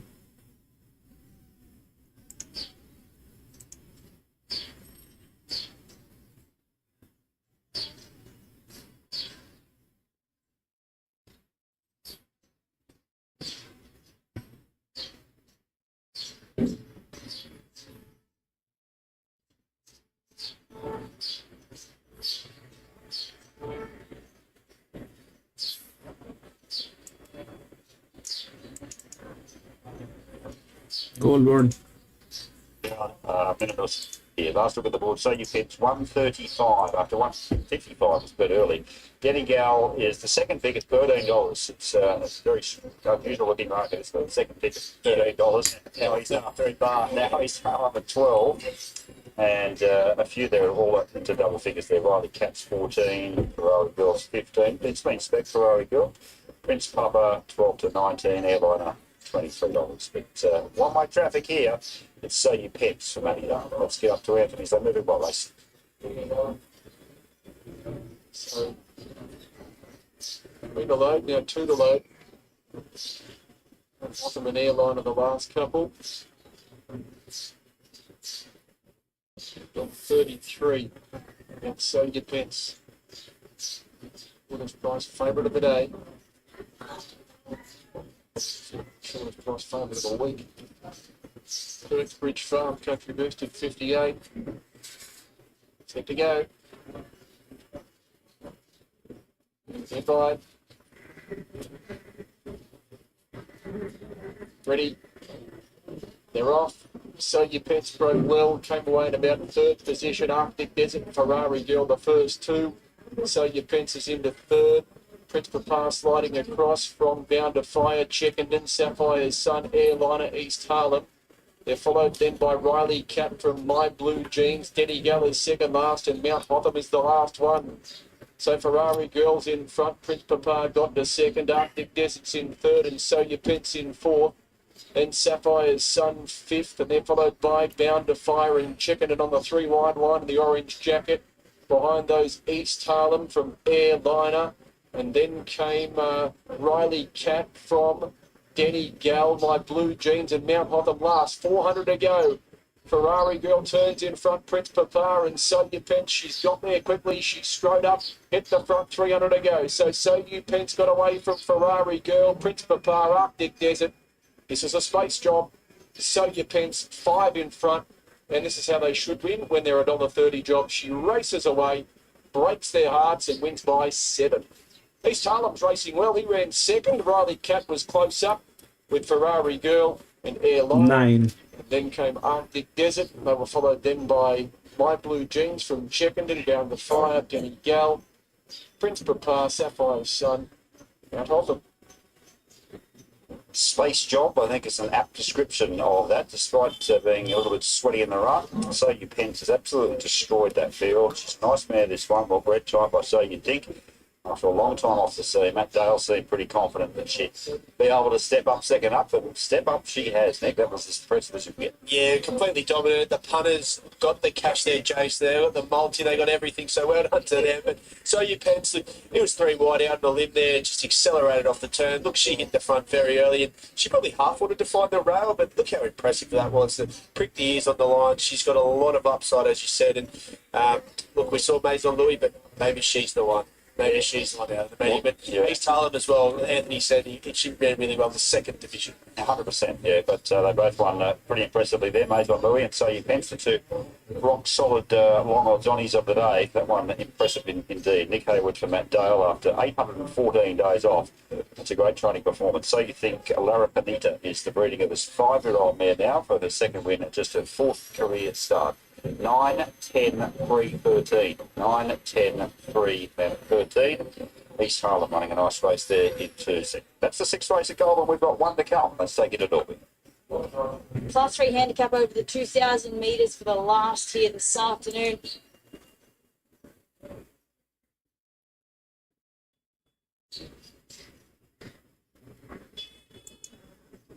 Coming off a last start win at Toowoomba. And that was a good effort too. It was tough, wide, tracking right throughout, but knuckled down to the task, got the job done on a very quick backup he is, and he looks to have come through really well. Yeah, he does. Linda Jaroskowski has the 2, the manipulator. First up today, Monty Sava rides. Big ask, isn't it? First up, 2,000 metres, no trial, but that's what they're attempting here with the son of Performer. He hasn't done much first up in the past, and I think this might be a bit too tough. Bilba Maria was good when I last started Ipswich. It looked like him, we did it. We were there that day. Maddie, we probably was a bit of a surprise when we put it that way.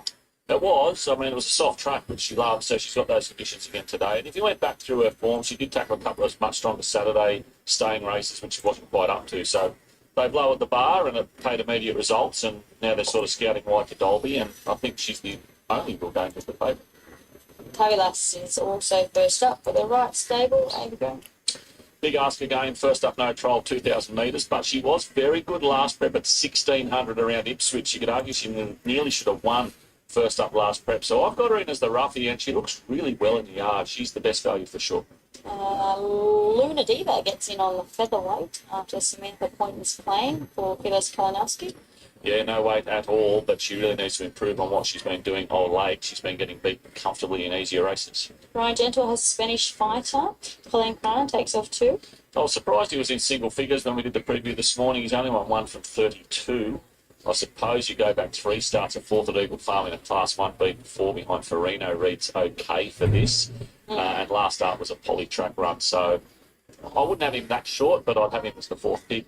Yeah, he was only narrowly beaten behind Brave Deal 2 and sent out favourite 2 ago, so maybe with the smoke there's fire. Buddy's tail rounds us out for Deborah Corbett. Well, definitely a big result if you've got the quaddie going into him, that's for sure. His recent efforts probably below where they need to be, and I'm pretty sure he's a horse that usually safety's best for Kilcoy. Okay, they are about to load up for the lucky last here at Dolby, the last of 10, so it's been a big day, early start, late finish. Hopefully you found a few winners. The track certainly surprised us a little bit, just playing on fence speed, especially early in the day. The last race, so that's pretty much the first time it's happened all day. No doubt about the ride of the day. Justin Huxtable on Dream Lantern, that was an absolute pearler if you missed that. And Justin does ride the favourite here in the last, number 1, Shake and Bake, which is my top pick. 1, 4, 7 and 14, the numbers. Shake and Bake on that quick back up after scoring in Toowoomba on the 5th of April. Drew wide, raced wide, was tough through the line, and he looks as though he's taken no harm out of that, seeing him in the yard today. I think he can take the next step. But number 4, Bilba Maria, that was a good win at Ipswich last start. She was wide. She loves the sting out of the track. She's got that. I like the parade of 7, Tabby's Lass. I know it's a huge ask first up at 2,000, but I think she'll give you a good sight. And then the 14, Spanish Fighter, sneaks into my first 4, but as I said in the preview, I think it should be at least double figure odds. 1, 4, 7 and 14. 1, 8, 13, 6 for mine. Shake and Bake on top. The Danger, not Ava, that's especially the 4. The Danger, Bilba Maria. I think the most obvious choice of the Shake and Bake on top. Hopefully to justify it. It's a very short price. Looks like the progressive horse. Start number 18 today. Okay, for the last time this afternoon, he's done a fantastic job here at Dolby. We'll head to Brett Moody. So it's all in for the Huck supporters on this favourite Shake and Bake in the last event. As I said, he was $1.10 in the Jockey Challenge, but he needs at least 2 points. Okay, ready for the Dolby Cabs Handicap to wrap up big day of racing, 10 races. The light is on, top of the home straight, and away they go. In the end, a pretty good line out. The manipulator out wide began well. Huxtable going forward on to Shake and Bake in the early stages. Luna Diva down on the inside with Buddy's Tail, just trying to hold their position. So at the moment, these are on the outside. The manipulators just posted 3 deep, but given a bit more rain, we'll get the judges' pat on the first occasion. We'll lead out of the home straight. While length and a half to Shake and Bake now across to be second, and third Buddy's Tail. A couple of swung wide on that hairpin bend out of the home straight. Tabby's Lass was one of them, but is going up 3 wide. Luna Diva is next back to third last. Second last is Bilba Maria. And on its outside then is Spanish Fighter. So little or no speed as they turn into the back straight with the 3 girls and 4 boys running along the back. And it's the manipulator in front leading from Tabby's Lass. So Shake and Bake now gets some cover. And here goes Spanish Fighter making a mid-race move up to attack for the lead. And that is the halfway point. Buddy's Tail's 4th, Shake and Bake is now 5th, but with cover, as I said, 1 off the fence.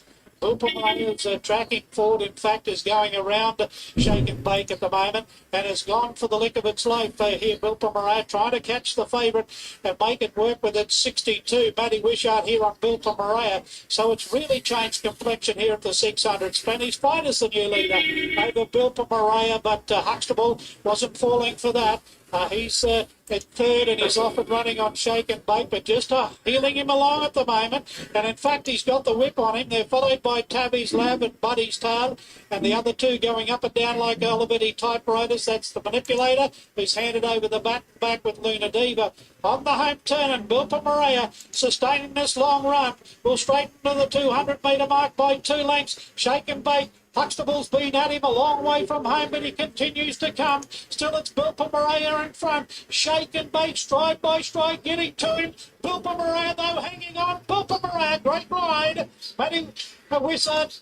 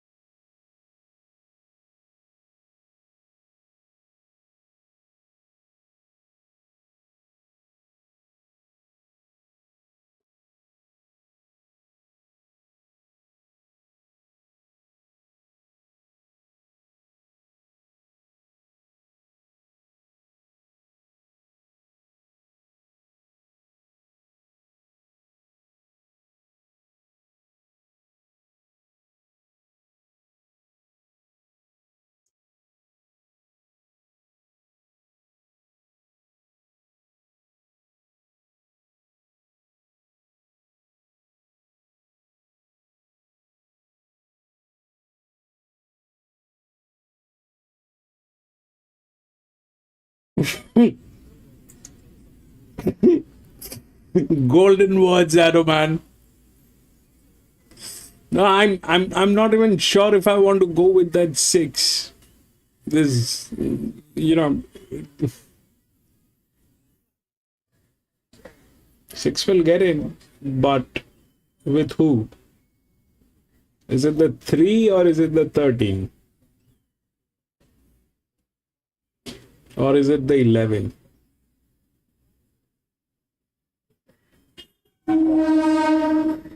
Three is looking good. 3 has a lot of advantage. Here is what 3 is. Okay, the 3 I kind of pointed out. If we look at the delivery line, that's 6 and 3. Okay, then 5 is here. Technically, that's the larger drift. Should work. But 5 is in better hand. So it should. That's where the thing is. But will they give the 6?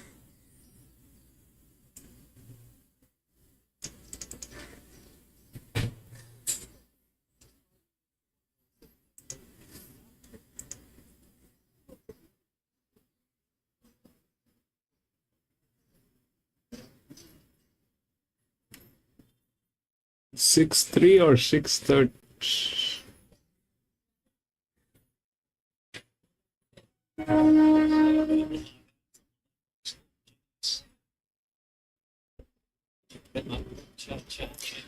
There's no money on 6. 11 is a very strong one. PC, I don't know what to do with that 11. 11 is way through the rails. 11 win. 11 is a very strong one, PC.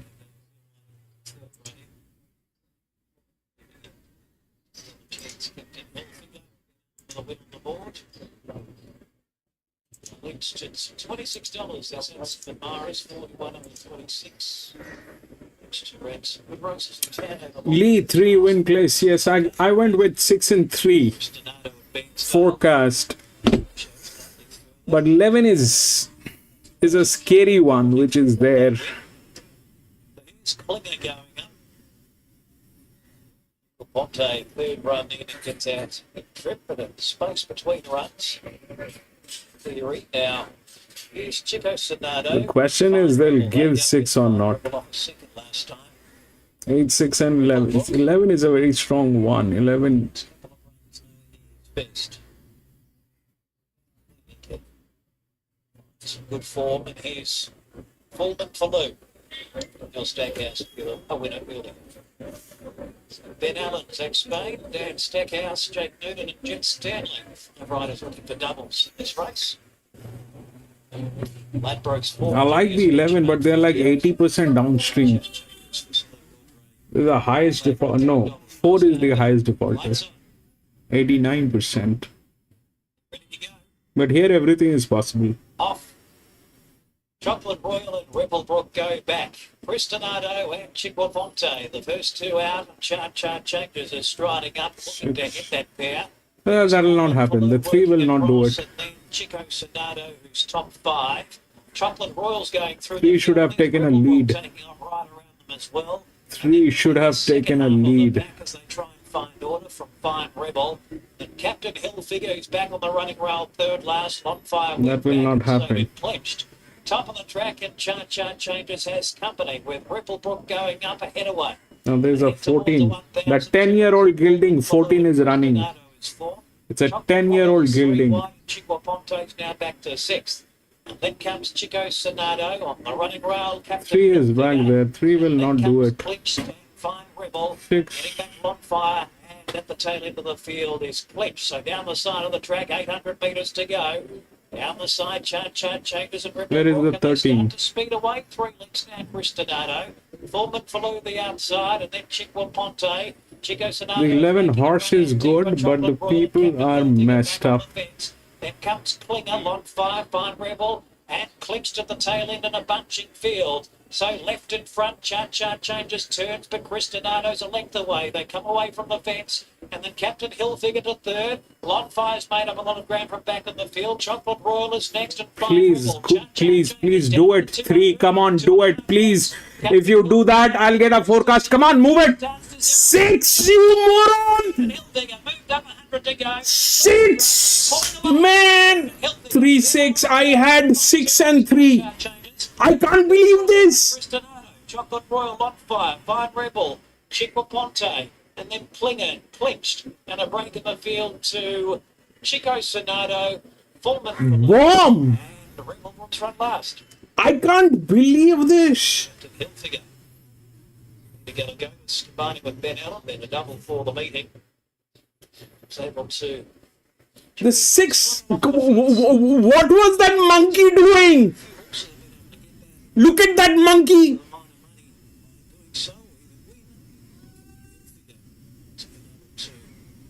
Back down and run down changes. It was progressing from maiden grade and that maiden victory last time. There was a little bit of pressure at nearly par. Ribblebrook did go around at 100 to 1 and put some acid on to the favourite. Tried to kick and got away from Cristinato. I can't. This is absurd. This is absolutely absurd. Running down. Here's the numbers: 3, 6, 2. Cristinato third, then 11. Chocolate Royal. 3, 6, 2, and 11. 11 in terms of 1:45.64. The winning time. You see that? I went with 6 and 3 forecast, and if I had gone with a queen, if I was not greedy, and if I had gone with a queen, that should have worked. But I went with a forecast in a track like this. Can you believe that monkey?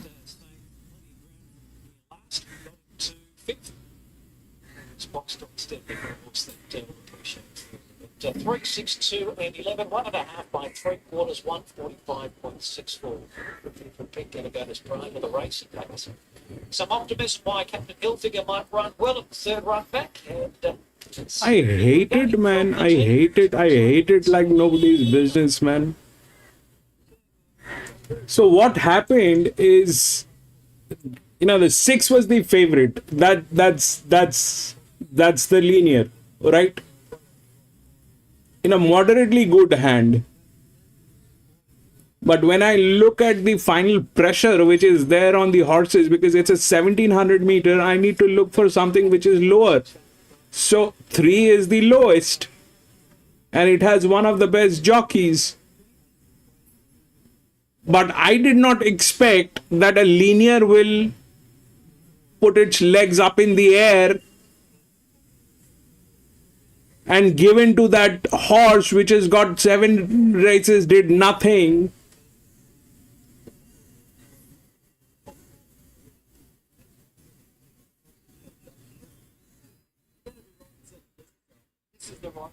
This is absurd. This is absolutely absurd. 11 was a good one, but 11 is like they are like that 80%. 4 is 89% downstream.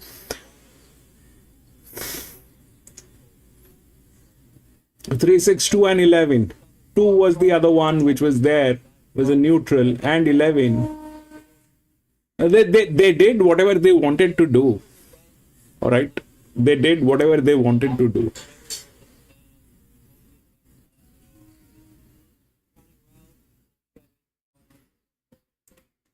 Back to the outside. Not returning 3 months. Might need one more, but yeah. All right, that is it, ladies and gentlemen. We had 8 races here today, which we lost all of them. Thank God it's over. And that is it. But I'm going to be racing tomorrow again in one of the tracks. If we take a look, tomorrow we should have a better track. We're definitely not going to race here at Hawkesbury. If we get the Sandown, we'll play Sandown. We are not going to play this. We are not going to play this. We probably would look forward to Sandown. This is a good track. We probably will play at Sandown. But thank you so much for being there. Thank you so much. Tomorrow is a tomorrow should be a better day. I mean, we need to be a little choosy about the tracks that we play. I did not have any other tracks other than this one today. I definitely did not want to play at Ballina. Sale was the other one, but look what has happened here. This is like going to be one of those days.